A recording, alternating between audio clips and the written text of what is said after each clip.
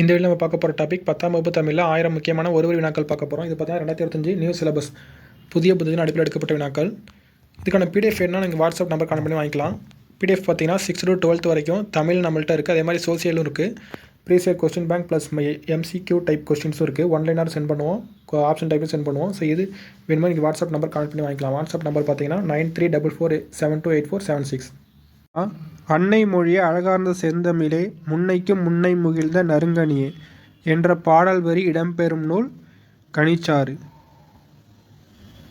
சாகும்போதும் தமிழ் படித்து சாக வேண்டும் என்றன் சாம்பலும் தமிழ் மணந்து வேக வேண்டும் என்ற பாடலை பாடியவர் கா. சச்சிதானந்தன். மகபுகுவஞ்சி என்ற நூலின் ஆசிரியர் மகபுகுவஞ்சி என்ற நூலின் ஆசிரியர் பெருஞ்சித்திரனார். பெருஞ்சித்திரனார் எந்த இதழ்கள் மூலம் தமிழ் உணர்வை பரப்பினார்? தென்மொழி தமிழ்ச்சிட்டு. உலகியல் 100 என்ற நூலின் ஆசிரியர் பெருஞ்சித்திரனார்.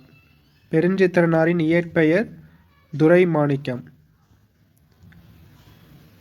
பாவியக்கூத்து பள்ளிப்பறவை நூறாசிரியம் என்சுவை என்பது கனிச்சாறு என்ற நூலை எழுதியவர் பெருஞ்சித்திரனார். பாவியக்கூத்து பள்ளிப்பறவை நூறாசிரியம் என்சுவை என்பது கனிச்சாறு என்ற நூலை எழுதியவர் பெருஞ்சித்திரனார். பெருஞ்சித்திரனாரின் எந்த நூல் தமிழுக்கு கருவூலமாய் அமைந்தது? திருக்குறள் மெய்ப்பொருளுரை.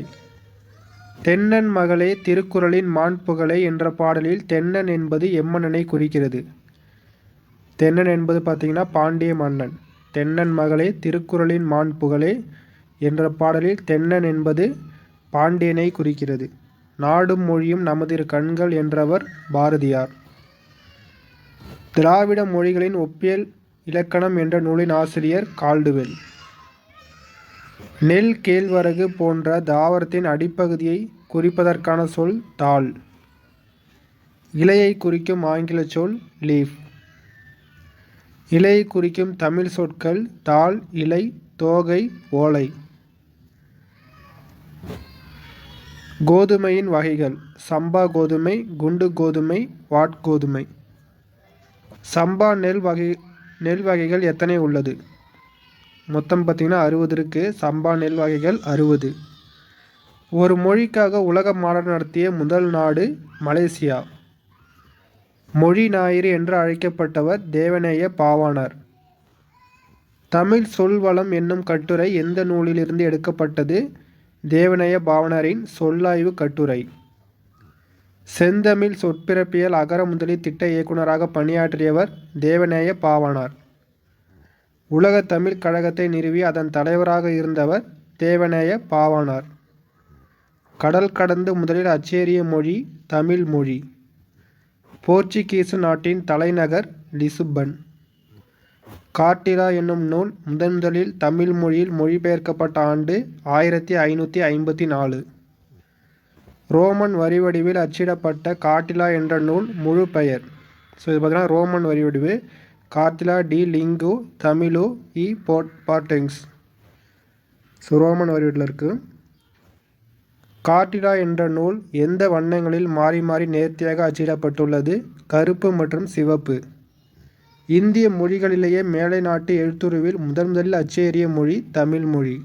ஸோ இந்திய மொழியில் ஃபஸ்ட்டு பார்த்தீங்கன்னா தமிழ் மொழி தான் மேலை நாட்டு எழுத்துருவில் அச்சேறிய மொழி. சொல்லுதல் என்பதற்கு உரிய சொல் பேசுதல், விளம்புதல், செப்புதல், உரைத்தல், கூறல், இயம்பல், மொழிதல். ஸோ ரொம்ப முக்கியமாக வேணாம். சொல்லுதல் என்பதற்கு உரிய சொற்கள் பார்த்தீங்கன்னா பேசுதல், விளம்புதல், செப்புதல், உரைத்தல், கூறல், இயம்பல், மொழிதல். அடிமரத்தினின்று பிரியும் மாபெரும் கிளை கவை. அடிமரத்தினின்று பிரியும் மாபெரும் கிளை கவை. பூ விரிய தொடங்கும் நிலை போது. பூ உரிய தொடங்கும் நிலை பார்த்திங்கன்னா போது. கவிஞன் யானோர் காலக்கணிதம் என்ற பாடலின் ஆசிரியர் கண்ணதாசன். கண்ணதாசனின் இயற்பெயர் முத்தையா. கண்ணதாசன் பிறந்த இடம் சிறுகூடல்பட்டி, சிவகங்கை. சிவகங்கையில் உள்ள சிறுகூடல்பட்டி. கண்ணதாசனின் பெற்றோர்கள் சாத்தப்பன், விசாலாட்சி. கண்ணதாசன் கலங்காதிரு மனமே என்ற பாடலை எழுதி திரைப்பட பாடலாசிரியரான ஆண்டு 1949. திரைப்பட பாடல்கள் வழியாக எளிய முறையில் மெய்யியலை கொண்டு சேர்த்தவர் கண்ணதாசன். கண்ணதாசன் எந்த நூலுக்காக சாகித்ய அகாதமி விருது பெற்றார்? சேரமான் காதலி. தமிழக அரசின் அரசவை கவிஞர் அல்லது ஆஸ்தான கவிஞராகவும் சிறப்பிக்கப்பட்டு இருந்தவர் கண்ணதாசன். இதுவே தமிழக அரசின் முதல் அரசவை கவிஞர் கேட்டாங்கன்னா நாமக்கல் கவிஞர் வருவாங்க. ஸோ கண்ணதாசனும் பார்த்திங்கன்னா தமிழக அரசின் அரசவை கவிஞராக இருந்திருப்பார். ஆனால் எந்த லிஸ்ட்டுன்னு தெரில. ஃபஸ்ட்டு பார்த்திங்கன்னா நாமக்கல் கவிஞர் வருவார். தமிழக அரசின் முதல் அரசவை கவிஞர் நாமக்கல் கவிஞர். நதியின் பிழை என்று நறும்புணலின்மை அன்றே என்ற வரியை கூறியவர் கம்பன். மாற்றம் என்பது மானிட தத்துவம், மாறும் உலகின் மகத்துவம் அறிவேன் என்ற பாடலை பாடியவர் கண்ணதாசன். நதி வெள்ளம் காய்ந்து விட்டால் நதி செய்த குற்றமில்லை, விதி செய்த குற்றமின்றி வேறு யாரம்மா என்ற பாடலின் ஆசிரியர் கண்ணதாசன். புலம்பெயர்ந்த தமிழர்கள் பற்றி வெளியான முதல் புதினம் புயலிலே ஒரு தோணி. பா. சிங்காரம் வாழ்ந்த காலகட்டம் 1920 to 1997. பா. சிங்காரம் எந்த நாட்டில் இருந்தபொழுது தென்கிழக்காசிய போர் மூண்டது? இந்தோனேசியா. கடற்கூத்து என்னும் அத்தியாயம் எந்த நூலில் உள்ளது? புயலிலே ஒரு தோணி. பா. சிங்காரம் அவர்கள் சிவகங்கை மாவட்டத்தில் எங்கு பிறந்தார்? சிங்கம்புணரி. பா. சிங்காரம் எந்த இதழில் பணியாற்றினார்? தினத்தந்தி. பா. சிங்காரம் தன் சேமிப்பான 7.5 லட்சம் ரூபாயை மாணவர்களின் டேஸ் வளர்ச்சிக்காக வழங்கினார். ஸோ எந்த வளர்ச்சி பார்த்தீங்கன்னா கல்வி வளர்ச்சிக்காக வழங்கியிருப்பார். பல்பழ பலவின் பயங்கெழு கொல்லி என்ற பாடல் வரி இடம்பெற்றுள்ள நூல் அகநானூறு. ஓர் எழுத்து தனித்தோ பல எழுத்துக்கள் சேர்ந்தோ பொருள் தரும் வகையில் அமைவது சொல். மொழியின் 3 வகை. மொழி பார்த்திங்கன்னா 3 வகையில் இருக்கும். தனிமொழி, தொடர்மொழி, பொதுமொழி. ஒரு மொழி ஒரு பொருள் எனவும் தொடர்மொழி பல பொருள் என்பதுவும் இருமையும் ஏற்பன என்று கூறும் நூல் நன்னூல். ஒரு சொல் தனித்து நின்று பொருள் தருவது தனிமொழி. தனிமொழிக்கு எடுத்துக்காட்டு பார்த்திங்கன்னா கண், படி, கண்ணன். 2 அல்லது அதற்கு மேற்பட்ட தனிமொழிகள் தொடர்ந்து வந்து பொருள் தருவது தொடர்மொழி. தொடர்மொழிக்கு எடுத்துக்காட்டு பார்த்திங்கன்னா கண்ணன் வந்தான். ஒரு சொல் தனித்து நின்று ஒரு பொருளையும் அச்சொல்லே பிரிந்து நின்று வேறு பொருளையும் தந்து தனிமொழிக்கும் தொடர்மொழிக்கும் பொதுவாய் அமைவது பொதுமொழி. பொதுமொழிக்கு எடுத்துக்காட்டு பார்த்திங்கன்னா வேங்கை.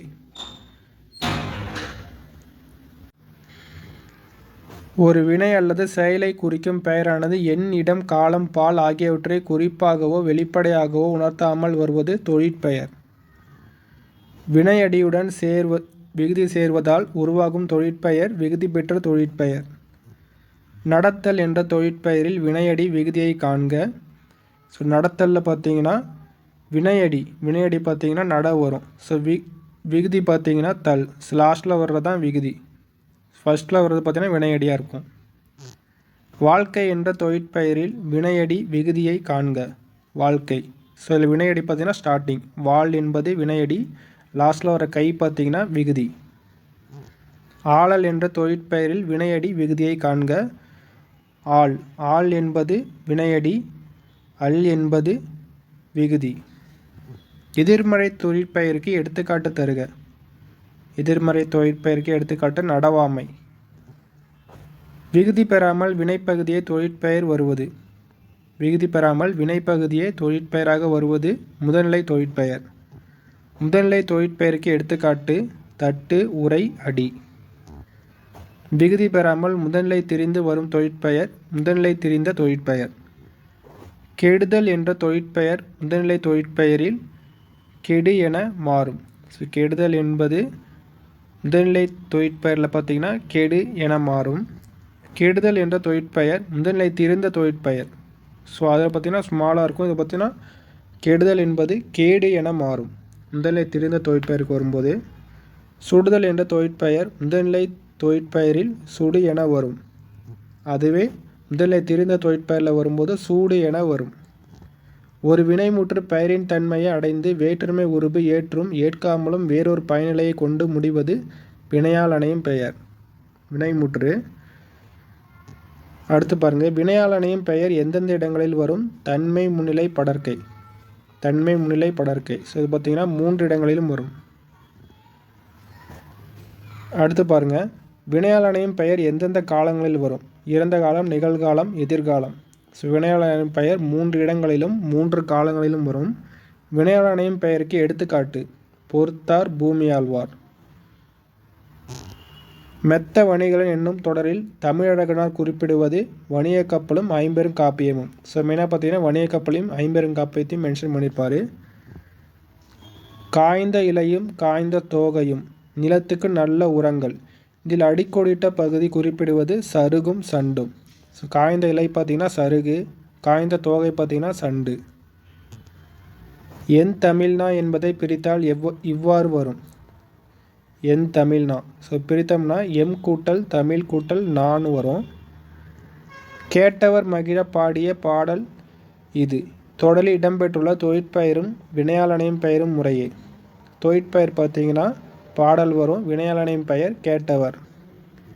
வேர்க்கடலை, மிளகாய் விதை, மாங்கொட்டை ஆகியவற்றை குறிக்கும் பயிர் வகை. ஸோ இதெல்லாம் பார்த்தீங்கன்னா மணி வகையை குறிப்பிடும். மரம் அது மரத்தில் ஏறி என்ற பாடலின் ஆசிரியர் சுந்தர கவிராசர். தேனிலே உரிய செந்தமிழின் சுவை தேரும் சிலப்பதிகாரம் அதை என்ற பாடலின் ஆசிரியர் கவிமணி தேசிய விநாயகனார்.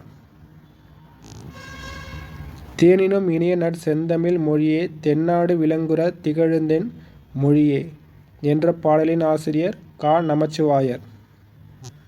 நாம் ஏன் தமிழ் காக்க வேண்டும் என்ற நூலின் ஆசிரியர் சேதுமணி மணியன். தவறின்றி தமிழ் எழுதுவோம் என்ற நூலின் ஆசிரியர் மா. நன்னன். பச்சை நிழல் என்ற நூலின் ஆசிரியர் உதயசங்கர்.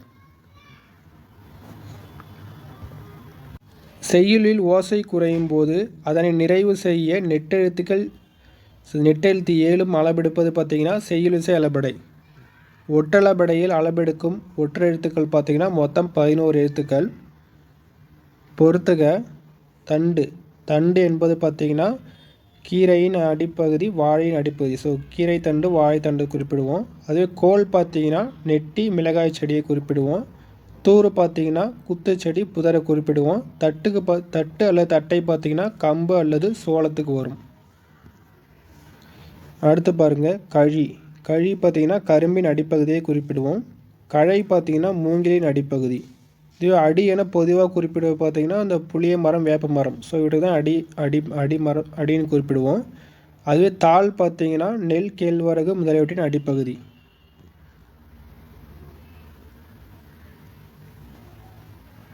அடுத்து பாருங்கள் கிளை பிரிவுகளுக்கு வழங்கும் சொற்களை கொண்டு பொறுத்துக. அடி மரத்தின் என்று பிரியும் மாபெரும் கிளை பார்த்திங்கன்னா கவை. கவையின் பிரிவு பார்த்திங்கன்னா கொம்பு அல்லது கொப்பு. கொம்பின் பிரிவு பார்த்திங்கன்னா கிளை வரும். கிளையின் பிரிவு சினை வரும். சினையின் பிரிவு போத்து வரும். அதே போத்தின் பிரிவு பார்த்திங்கன்னா குச்சி வரும். குச்சியின் பிரிவு இணுக்கு. அடுத்து பாருங்கள் காய்ந்த தாவரத்தின் பகுதிகளுக்கு வழங்கும் சொற்களை கொண்டு பொறுத்துக. சொல்லி பார்த்திங்கன்னா காய்ந்த குச்சி வரும். சொல்லிக்கு பார்த்திங்கன்னா காய்ந்த குச்சின்னு குறிப்பிடுவோம். விறகு பார்த்திங்கன்னா காய்ந்த சிறுகிளை. ஸோ விறகு என்பது காய்ந்த சிறுகிளை. வெங்கழி என்பது காய்ந்த கழி. கட்டை என்பது காய்ந்த கொம்பும் கவையும் அடியும். அடுத்து பாருங்கள் தாவரத்தின் இலை வகைகளை குறிக்கும் சொற்களை கொண்டு பொறுத்துக. இலை. ஸோ இலைன்னு பொதுவாக குறிப்பிடப்படுவது புளிய வேப்ப மரம். ஸோ புளி, வேம்பு முதலியவற்றின் இலை. தாள் என்பது பார்த்திங்கன்னா நெல் அல்லது புல்லின் இலையை குறிப்பிடுவோம். தோகை என்பது பார்த்திங்கன்னா சோளம் அல்லது கரும்பு. ஓலை என்பது தென்னை அல்லது பனைக்கு வரும். சண்டு என்பது காய்ந்த சாலும் தோகையும் வரும். சருகு என்பது பார்த்திங்கன்னா காய்ந்த இலைக்கு வரும். சார் இந்த இடத்துல பார்த்திங்கன்னா தாள் என்பது நெல், கேழ்வரகு அடிப்பகுதியை குறிப்பிடாது. தாள் என்பது நெல், கேழ்வரகு இலையை குறிப்பிடுவோம். அடுத்து பாருங்கள் கொழுந்து வகை கொண்டு பொறுத்துக. துளிர் அல்லது தளிர் பார்த்திங்கன்னா நெல் அல்லது புல்லுக்கு வரக்கூடிய அந்த இலையை குறிக்கும். இலையின் வகை அந்த இலையோட தளிரை குறிப்பாங்க. முறி அல்லது கொழுந்து பார்த்திங்கன்னா இது புளிய மரத்துக்கும் வேப்ப மரத்துக்கும் வரக்கூடிய கொழுந்து. அடுத்து பாருங்கள் குருத்து. ஸோ இது குருத்து எதுக்கு வரும்னா சோளம் அல்லது கரும்பு, தென்னை அல்லது பனைக்கு வரும். அடுத்து பாருங்கள் கொழுந்தாடை. கொழுந்தாடை பார்த்திங்கன்னா கரும்பின் நுனிப்பகுதியை குறிப்பிடுவது. அடுத்து பாருங்கள் பூவின் நிலைகளை குறிக்கும் சொற்களை கொண்டு பொறுத்துக. ஸோ பூவுக்கு பார்த்திங்கன்னா மொத்தம் 7 நிலைகள் வரும். அரும்பு பார்த்திங்கன்னா பூவின் தோற்றமில்லாத நிலையை குறிப்பிடுவது. போது பார்த்தீங்கன்னா பூ விரி தொடங்கும் நிலையை குறிப்பிடுவது. மலர் அல்லது அலர் பார்த்தீங்கன்னா பூ மலர்ந்த நிலை. வி பார்த்தீங்கன்னா செடி நின்று பூ கீழே விழுதல். செம்மல் பார்த்தீங்கன்னா பூ வாடின நிலை. ஸோ இதில் 7 நிலைகள் பார்த்தீங்கன்னா மொட்டு மட்டும் இதில் மென்ஷன் பண்ணல, மற்ற எல்லாமே இருக்குது. அரும்பு பார்த்தீங்கன்னா பூவின் தோற்றம் இல்லாத நிலையை குறிப்பிடுவது. போது பார்த்தீங்கன்னா பூ விரி தொடங்கும் நிலையை குறிப்பிடுவது. மலர் அல்லது அலர் பார்த்தீங்கன்னா பூ மலர்ந்த நிலையை குறிப்பிடுவது. வி பார்த்தீங்கன்னா செடி நின்று பூ கீழே விழுந்த நிலை. செம்மல் பூ வாடின நிலை. அடுத்து பாருங்கள், தாவரத்தின் பிஞ்சுகளுக்கு வழங்கும் சொற்களை கொண்டு பொறுத்துக. பூவோடு கூடிய இளம் பிஞ்சு என்பது பூம்பிஞ்சுன்னு குறிப்பிடுவாங்க. இளம் காய் என்பது பிஞ்சுன்னு குறிப்பிடுவாங்க. மாம்பிஞ்சு என்பது வடுன்னு குறிப்பிடுவாங்க. பலா பிஞ்சு என்பது மூசுன்னு குறிப்பிடப்படும். எல் பிஞ்சு என்பது கவ்வைன்னு குறிப்பிடப்படும். தாவரத்தின் பிஞ்சுகளுக்கு வழங்கும் சொற்களை கொண்டு பொறுத்துக. தென்னை அல்லது பனை. ஸோ தென்னை அல்லது பனைக்கு பார்த்தீங்கன்னா குறும்பைன்னு குறிப்பிடுவாங்க பிஞ்சை. சிறு குறும்பை என்பது முட்டு குறும்பைன்னு குறிப்பிடுவாங்க. முற்றாத தேங்காய் என்பது நிலநீர். இளம் பாக்கு என்பது நுழா என குறிப்பிடப்படும். இளம் நெல் என்பது கருக்கல். வாழை பிஞ்சு என்பது கச்சல் என குறிப்பிடப்படும். அடுத்து பாருங்கள், தாவரத்தின் குலை வகைகளை குறிக்கும் சொற்களை கொண்டு பொறுத்துக. இப்போ தாவரத்தின் குலை வகை. கொத்து என்பது எதுக்கு வரும்னு பார்த்தீங்கன்னா அவரை அல்லது துவரைக்கு வரும். குலை என்பது முந்திரிக்கு வரும். தாறு என்பது வாழைக்குழைக்கு வரும். கதிர் என்பது கேழ்வரகு அல்லது சோளத்துக்கு வரும். அலகு அல்லது குரல். ஸோ இது பார்த்திங்கன்னா நெல்லுக்கு வரும். அலகு அல்லது குரல் பார்த்திங்கன்னா நெல் அல்லது திணை வகைகளுக்கு வரும். சீப்பு என்பது பார்த்திங்கன்னா வாழைச்சீப்பு. அடுத்து பாருங்கள், கெட்டுப்போன காய்கனிகளை குறிக்கும் சொற்களை கொண்டு பொறுத்துக. கெட்டுப்போன காய்கனி. சூம்பல் என்பது பார்த்திங்கன்னா நுனியில் சுருங்கிய காயை குறிப்பிடுவது. சிவியல் என்பது சுருங்கிய பழத்தை குறிப்பிடுவது. சொத்தை என்பது புழு பூச்சி அரித்த காய் அல்லது கனியை குறிப்பிடுவது. வெம்பல் என்பது சூட்டினால் பழுத்த பிஞ்சை குறிப்பிடுவது. அழியல் என்பது குழுகுழுத்த பழத்தை குறிப்பிடுவது. அடுத்தும் பாருங்கள், அதே தான், கெட்டுப்போன காய் கனி. அழுகல் என்பது பார்த்திங்கன்னா குழுகுழுத்து நாரிய பழம் அல்லது காயை குறிப்பிடுவது. சொண்டு என்பது பதறாய் போன மிளகாய். கோட்டான் காய் அல்லது குகை காய் என்பது கோட்டான் உட்கார்ந்ததினால் கெட்ட காய். தேரைக்காய் பார்த்திங்கன்னா தேரை அமர்ந்ததினால் கெட்ட காய். அள்ளிக்காய் பார்த்திங்கன்னா இதுவும் தேரை அமர்ந்ததினால் கெட்ட காய் தான். தேங்காய் வரும். அள்ளிக்காய் என்பது தேங்காய். தேரை அமர்ந்ததினால் கெட்ட தேங்காய். ஒல்லிக்காய் பார்த்திங்கன்னா தென்னையில் கெட்டுப்போன காயை குறிப்பிடுவது. அடுத்து பாருங்கள், பழங்களின் தோல் பகுதியை குறிக்கும் சொற்களை கொண்டு பொறுத்துக. தொலி. தொலி என்பது பார்த்திங்கன்னா மிக மெல்லியது. தோல் என்பது பார்த்திங்கன்னா திண்மமானது. அதுவே தோடு என்பது பார்த்திங்கன்னா வன்மையானது. ஓடு என்பது பார்த்திங்கன்னா மிக வன்மையானது. ஸோ சின்னதாக ஆரம்பித்து அப்படியே நல்லா ஸ்ட்ராங்காக மென்ஷன் பண்ணியிருப்பாங்க. தொலி என்பது மிக மெல்லியது. தோல் என்பது திண்மமானது. தோடு என்பது வன்மையானது. ஓடு என்பது மிக வன்மையானது. நமக்கே பார்த்து தெரியும், இந்த தொலி என்பது பார்த்திங்கன்னா அந்த மாம்பழத்துக்கு வரக்கூட சின்ன தோலை குறிப்பிடுவாங்க. அதே லாஸ்ட்டு இந்த ஓடுலாம் பார்த்திங்கன்னா தென்னை ஓடு. ஸோ சின்ன தோல்லேருந்து பெரிய தோல் வரைக்கும் மென்ஷன் பண்ணியிருக்காங்க. அடுத்து பாருங்கள், பொருட்களின் தோல் பகுதியை குறிக்கும் சொற்களை கொண்டு பொறுத்துக. குடுக்கை. குடுக்கை என்பது பார்த்திங்கன்னா சுரையோட ஓட்டு பகுதியை குறிப்பிடுவாங்க. மட்டை என்பது தேங்காய். உமி என்பது நெல் அல்லது கம்புவை குறிப்பிடுவாங்க. கொம்பை என்பது வரகு அல்லது கேழ்வரகு. அடுத்து பாருங்கள், தானியங்களுக்கு வழங்கும் சொற்களை கொண்டு பொறுத்துக.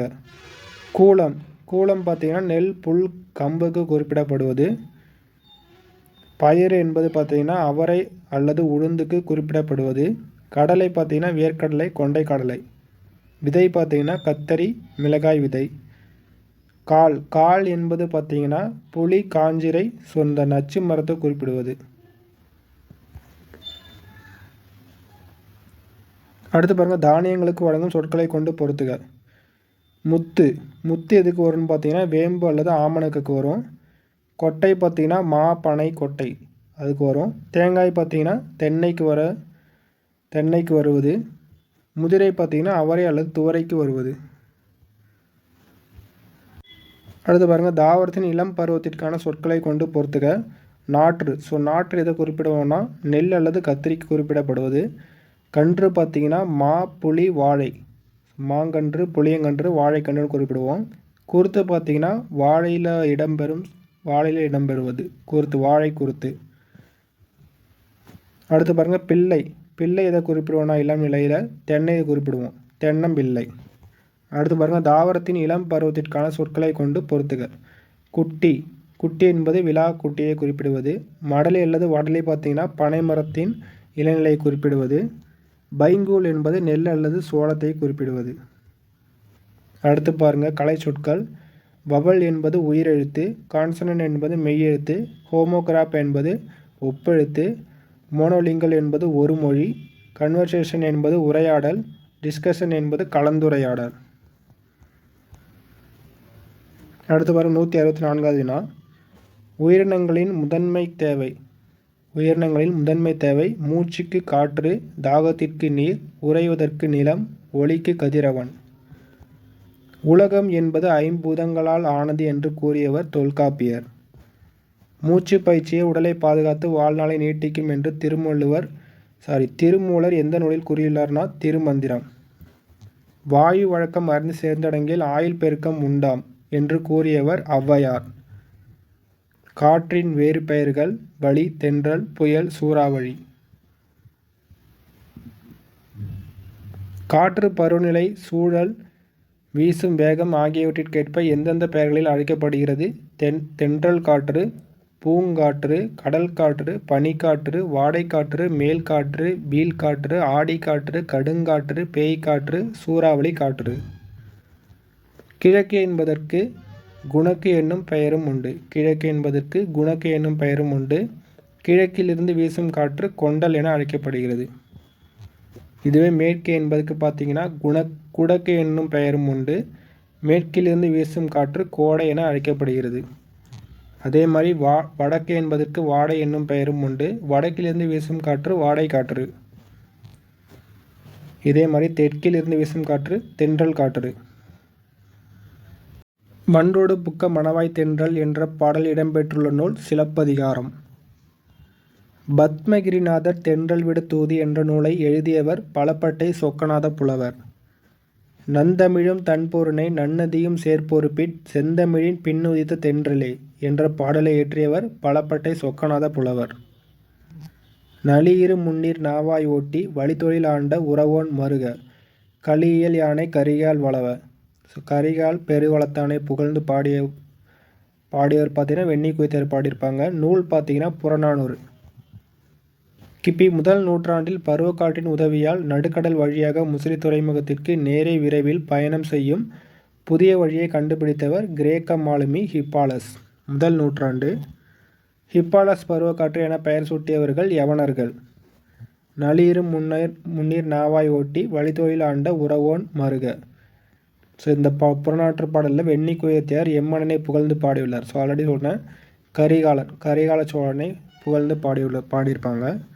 தென்மேற்கு பருவக்காற்றின் காலம் ஜூன் முதல் செப்டம்பர் வரை. இதே வடகிழக்கு பருவக்காற்று அக்டோபர் முதல் டிசம்பர் வரை. இந்தியாவின் முதுகெலும்பு என்பது பார்த்திங்கன்னா வேளாண்மை.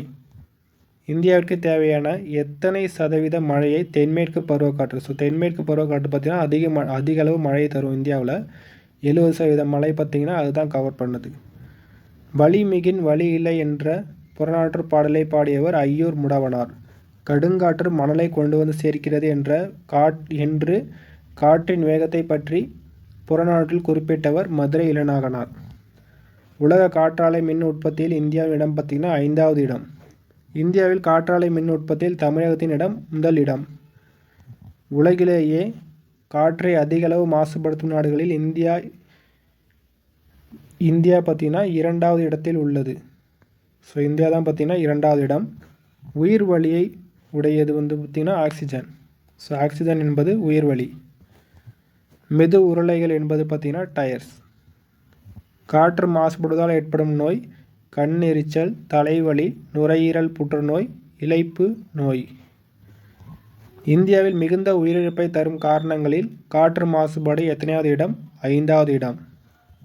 காற்று மாசுபடுவதால் குழந்தைகளின் மூளை வளர்ச்சி குறைவதாக எந்த நிறுவனம் கூறுகிறது? ஐக்கிய நாடுகளின் சிறுவர் நிதியம். கதிரவனிடமிருந்து வெளிவரும் புற ஊதா கதிர்களை தடுக்கும் அரணாக விளங்குவது ஓசோன் படலம். குளிர்பதன பெட்டியில் இருந்து வெளிவரும் நச்சுக்காற்று என்பது பார்த்திங்கன்னா குளோரோஃப்ளோரோ கார்பன். எந்த வாயு ஓசோன் படலத்தை ஓட்டையிடுகிறது? Chlorofluorocarbon. குளிர்பதன பெட்டியில் தற்போது பயன்படுத்தப்படும் வாயு ஹைட்ரோ கார்பன்.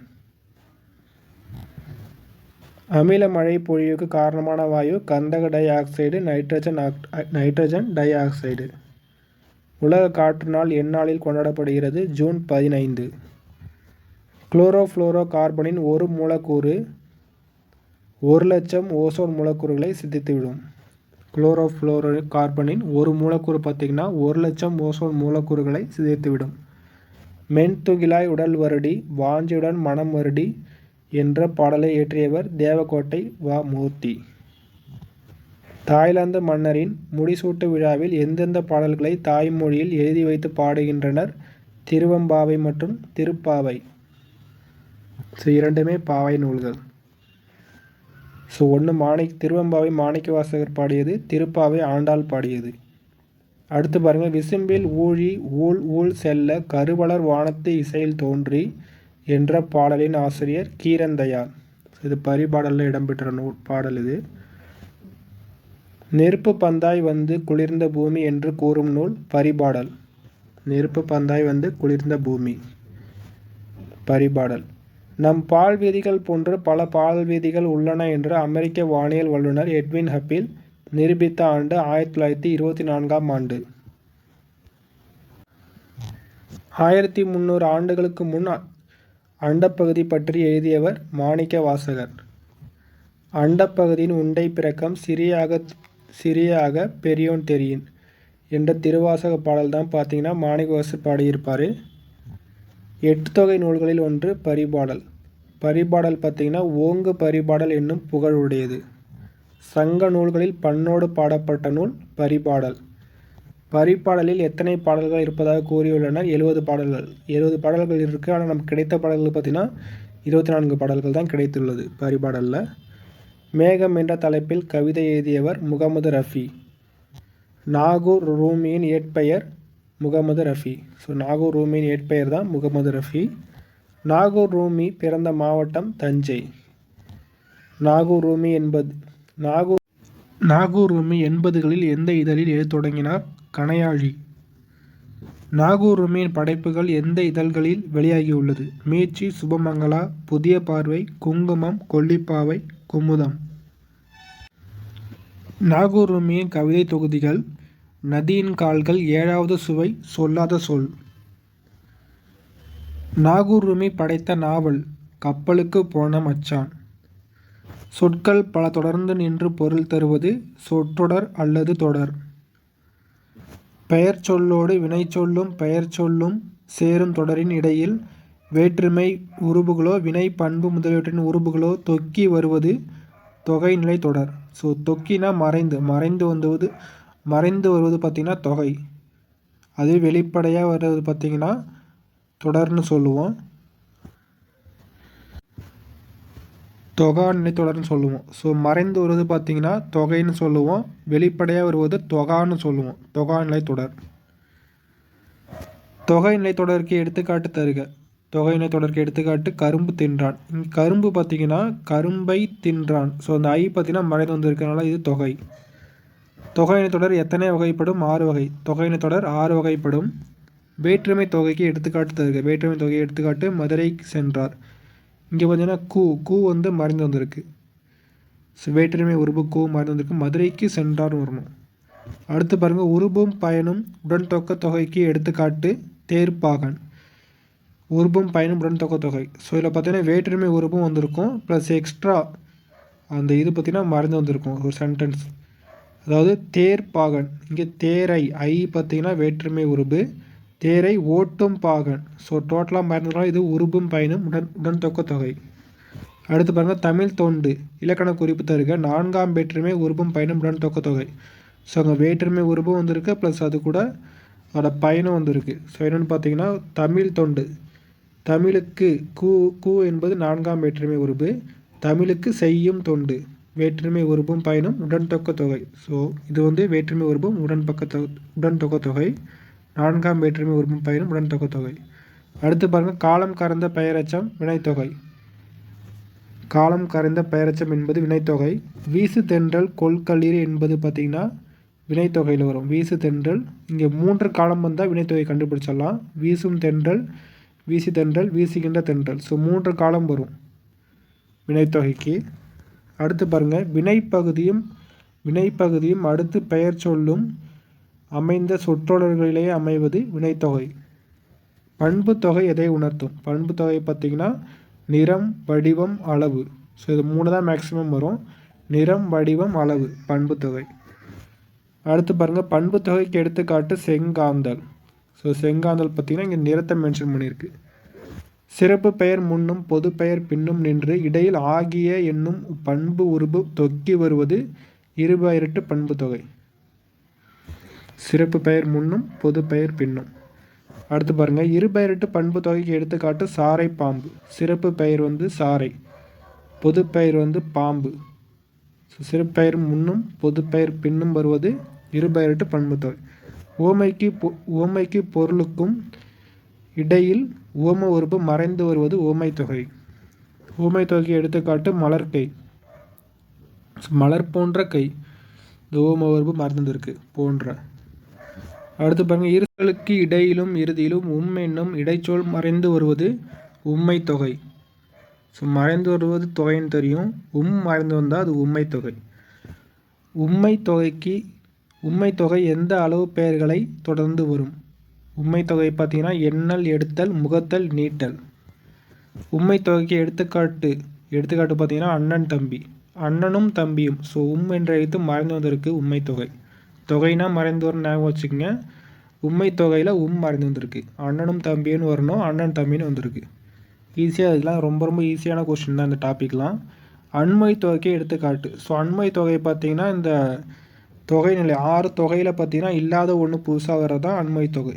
முறுக்கு மிசை வந்தார். ஸோ அந்த லிஸ்ட்டில் இல்லாத ஒன்று முறுக்கு மிசை வந்தார் என்பது ஒரு அண்மை தொகை. அடுத்து பாருங்கள், உனக்கு பாட்டுகள் பாடுகிறோம், உனக்கு புகழ்ச்சிகள் கூறுகிறோம். பாரதியின் வடிகளில் இடம்பெற்றுள்ள நயங்கள் பார்த்திங்கன்னா மோனை நகை.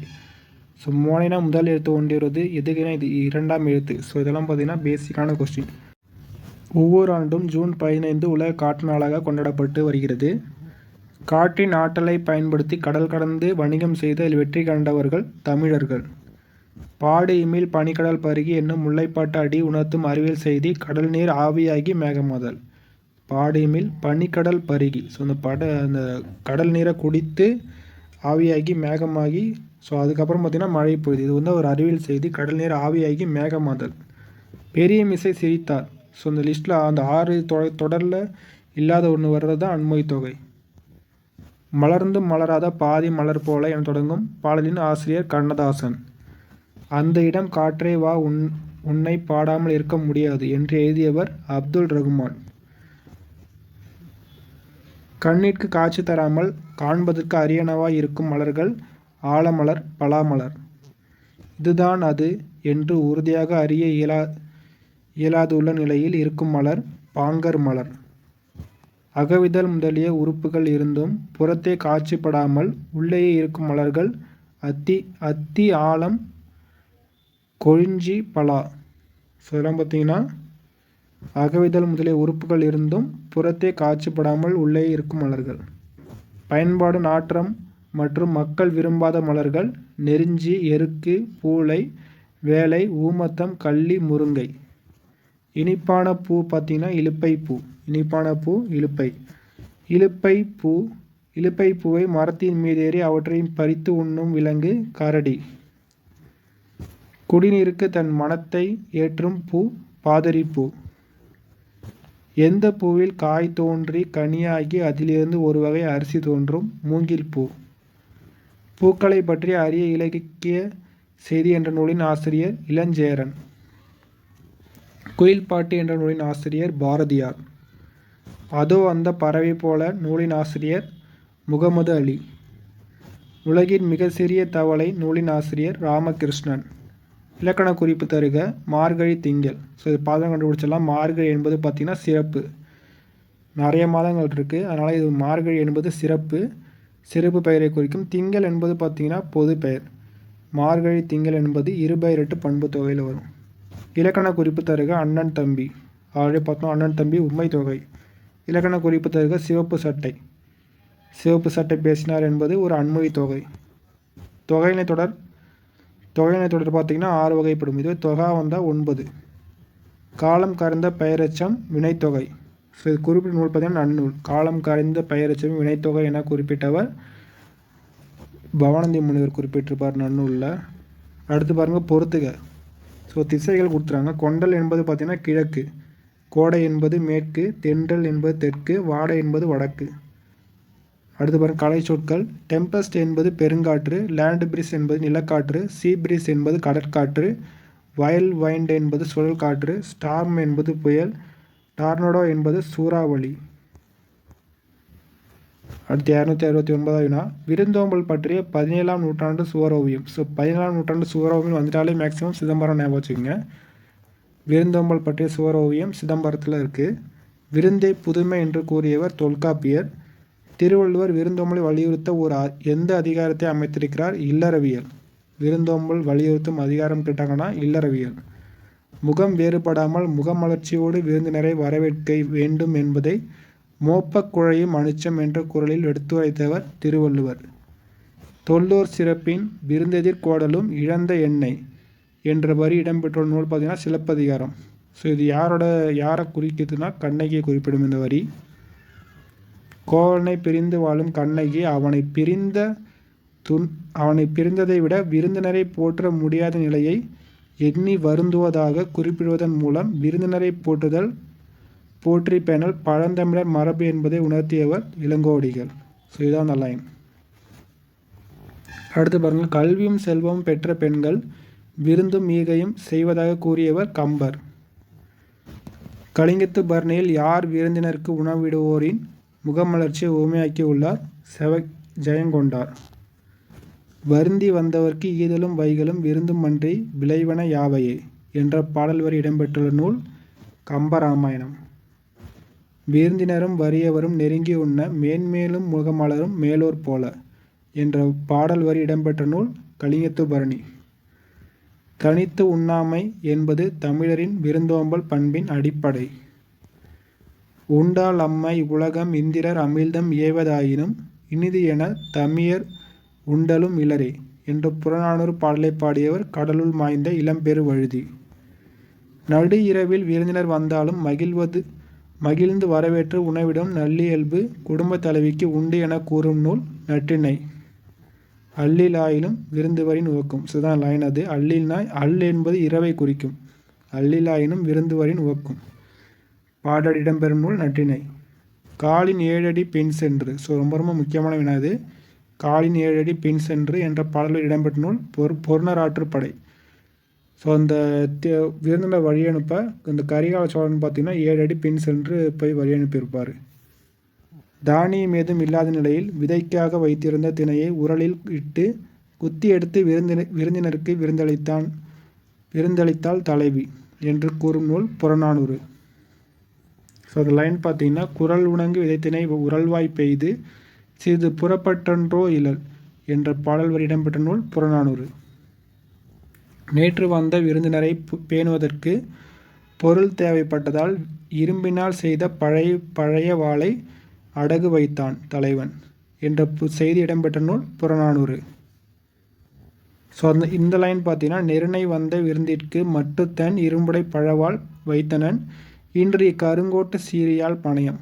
ஸோ பழைய வாழை பார்த்திங்கன்னா நேற்று வச்சுருப்பார், அடகு வச்சுருப்பார். இன்றைக்கி பார்த்திங்கன்னா கருங்கோட்டு சீரியால் பணயம் வச்சுருப்பார். லைன் பார்த்திங்கன்னா புறநானூறு. விதைத்து விட்டு வந்த நெல்லை அரித்து வந்து பின் சமைத்து சிவனடியாருக்கு விருந்தளித்தவர் இளையான்குடி மாரநாயனார்.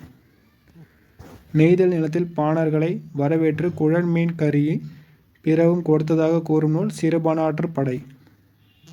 இலையை மடிப்பதற்கு முந்தைய வினாடிக்கு முன்பாக மறுக்க பரிமாறப்பட்ட கூடுதல் இட்லி நீண்டு கொண்டிருந்தது பிரியங்களின் நீள் சரடு என்ற கவிதை இயற்றியவர் அம்சப்பிரியா. இல்லத்தில் பலரும் நுழையும் அளவிற்கு உள்ள பெரிய வாயிலை இரவில் மூடுவதற்கு முன்னர் உணவு உண்ண வேண்டியவர்கள் யாரேனும் உள்ளீர்களோ என்று கேட்கும் வழக்கம் இருந்ததாக கூறும் நூல் குறுந்தொகை. ஸோ இந்த லைன் பார்த்தீங்கன்னா பலர் புகு வாயில் அடைப்ப கடவுணர் கடவுணர். ஸோ இந்த கடவுணர் பார்த்தீங்கன்னா அந்த விருந்து சாப்பிட்றவங்க. வருவீர் உள்ளீரோ என்ற பாடல் வரி இடம்பெற்ற நூல் குறுந்தொகை. மருந்தே ஆயினும் விருந்தோடு உண் என்று கூறியவர் ஔவையார். வரகரசி சோறும் வருதுணங்காய் வழுதுணங்காய் வாட்டும் முறமுறவென புளித்த மோரும் திறமுடனே என்ற பாடியவர் பார்த்தீங்கன்னா ஔவையார். யாருடைய ஆட்சி காலத்தில் மிகுதியான சத்திரங்கள் தோன்றின? நாயக்கர் மற்றும் மராட்டியர் காலத்தில். எந்த தமிழ் சங்கம் வாழை இலை விருந்து விழாவை ஆண்டுதோறும் கொண்டாடி வருகிறது? அமெரிக்காவின் மினசோட்டா தமிழ் சங்கம். இட்டதோர் தாமரைப்பூ இதழ்விரி திருத்தல் போலே வட்டமாய் புறாக்கள் கூடி இறை உண்ணும் என்ற பாடல் வரியை இயற்றியவர் பாரதிதாசன். விருந்தினரை வழியனுப்பும்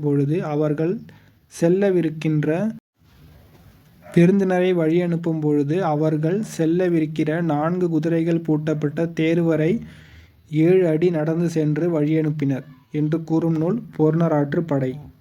காசி காண்டம் என்ற நூலின் ஆசிரியர் அதிவீரராம பாண்டியர். விருந்தோம்பல் ஒழுக்கங்கள் பார்த்தீங்கன்னா மொத்தம் 9. முகமன் என்ற சொல்லின் பொருள் ஒருவரை நலம்பினவி கூறும் விருந்தோம்பல் சொற்கள். அடுத்து பாருங்கள், இலக்கண குறிப்பு தருக. நன்மொழி என்பது பண்பு தொகை. வியத்தல் நோக்கல் செப்பல் இருத்தல் வழங்கல் என்பதற்கு இலக்கண குறிப்பு தொழிற்பெயர். ஸோ எல்லாமே அல்னு வருது கடைசியில். இந்த விகுதி பார்த்தீங்கன்னா அல். தொழிற்பெயர்க்குரிய விகுதிகள் படிச்சிங்க. இந்த அல் அம் ஐ கை கூ பூ அதெல்லாம் வரும். ஸோ அல் என்பது விகுதி, தொழிற்பெயருக்கு வரக்கூடிய விகுதி. ஒப்புடன் முகம் மலர்ந்தே உபசரித்து உண்மை பேசி உப்பில்லா கூழ் இட்டாலும் என்ற பாடல் வரி இடம்பெற்ற நூல் விவேக சிந்தாமணி. காசி நகரத்தின் பெருமைகளை கூறும் நூல் காசி காண்டம். முத்து குளிக்கும் கொற்கையின் அரசர் அதிவீரராம பாண்டியர். காசி காண்டத்தை இயற்றியவர் அதிவீரராம பாண்டியர். அதிவீரராம பாண்டியர் எழுதிய வெற்றி வேட்கை என்று அழைக்கப்படும் நருந்தொகை சிறந்த அறக்கருத்துக்களை எடுத்துரைக்கிறது. அதிவீரராம பாண்டியரின் பட்டப்பெயர் சீவலமாறன். கூர்ம புராணம் லிங்க புராணம் நூல்களை இயற்றியவர் சீவலமாறன் தான் அதிவீரராம பாண்டியர் பட்டப்பெயர். கூர்ம புராணம் லிங்க புராணம் நூல்களை இயற்றியவர் சீவலமாறன். நைடதம் மற்றும் திருக்கருவை அந்தாதி நூல்களை இயற்றியவர் அதிவீரராம பாண்டியர். வாயு சம்கிதை நூலின் ஆசிரியர் இதுவும் பார்த்தீங்கன்னா அதிவீரராம பாண்டியர். பரிந்து நன் முகமன் வழங்கல் இவ்வொன்பான் ஒழுக்கமும் வழிபடும் பண்பே. ஸோ விருந்தோம்பல் ஒழுக்கங்கள் பார்த்தோம். விருந்தோம்பல் பண்பின் அந்த ஒழுக்கங்கள் 9 ஒழுக்கங்கள் பார்த்தீங்கன்னா இருக்குது. இது கூறும் நூல் கேட்டாங்கன்னா காசி காண்டம். ஆசிரியர் அதிவீரராம பாண்டியர். கருப்பு நிற கரிசல் மண்ணின் இயற்கை தங்கம். கருப்பு நிற கரிசல் மண்ணின் இயற்கை தங்கம் பார்த்தீங்கன்னா கம்பு. கோவில்பட்டியை சுற்றிய வட்டார பகுதிகளில் தோன்றிய இலக்கிய வடிவம் கரிசல் இலக்கியம். காய்ந்தும் கெடுக்கிற பெய்தும் கெடுக்கிற மழையை சார்ந்து வாழ்கிற மானாவரி மனிதர்களின் வாழ்க்கையை சொல்லும் இலக்கியம் கரிசல் இலக்கியம். கரிசல் இலக்கியம் பற்றி எது தொடங்கியவர் கு. அழகிரிசாமி. கரிசல் இலக்கியத்தை நிலைநிறுத்தியவர் கி. ராஜநாராயணன். ஸோ ஸ்டார்டிங்கில் எது ஸ்டார்ட் பண்ணது பார்த்தீங்கன்னா கு. அழகிரிசாமி. அதை நிலைநிறுத்தியவர் பார்த்தீங்கன்னா கி. ராஜநாராயணன். கரிசல் இலக்கிய பரம்பரை பார்த்தீங்கன்னா பா. ஜெயப்பிரகாசம், வீரவேலுசாமி, வேலராமமூர்த்தி. ஸோ இவங்களும் அதில் வருவாங்க. அடுத்து பாருங்கள், கோபல கிராமம் என்னும் புதினத்தை தொடர்ந்து எழுதப்பட்ட கதை கோபலபுரத்து மக்கள். கி. ராஜநாராயணன் சொந்த ஊர் இடைச்செவ்வல். இந்திய விடுதலை போராட்டத்தினை பின்னணியாக கொண்ட நூல் கோபலபுரத்து மக்கள். கோபலபுரத்து மக்கள் நூலின் என்ற நூல் சாகித்ய அகாதமி பரிசு பெற்ற ஆண்டு 1991ஆம் ஆண்டு. கி. ராஜநாராயணன் எத்தனைக்கும் மேற்பட்ட நூல்களை படைத்துள்ளார்? 20க்கும் மேற்பட்ட நூல்கள். யாருடைய கதைகள் ஒரு கதை சொல்லியின் கதை போக்கில் அமைந்திருக்கும்? கி. ராஜநாராயணன். கரிசல் வட்டார சொல்லகராதி ஒன்றை உருவாக்கியவர் கி. ராஜநாராயணன். கி. ராஜநாராயணன் தொடங்கிய வட்டார மரபு வாய்மொழி புனைக்கதைகள் எவ்வாறு அழைக்கப்படுகிறது? கரிசல் இலக்கியம். எழுத்துலகில் கீரா என அழைக்கப்படுபவர் கி. ராஜநாராயணன். கரங்கு இசை விழவின் உரந்தை என்ற பாடல்வரி இடம்பெற்ற நூல் அகநானூறு. உறையூர் எந்த மாவட்டத்தில் அமைந்துள்ளது? திருச்சி. ஓர் தொடர் மொழியில் இரு சொற்கள் இருந்து அவற்றின் இடையில் சொல்லோ உருபோ இல்லாமல் அப்படியே பொருளை உணர்த்துவது தொகா வரும்.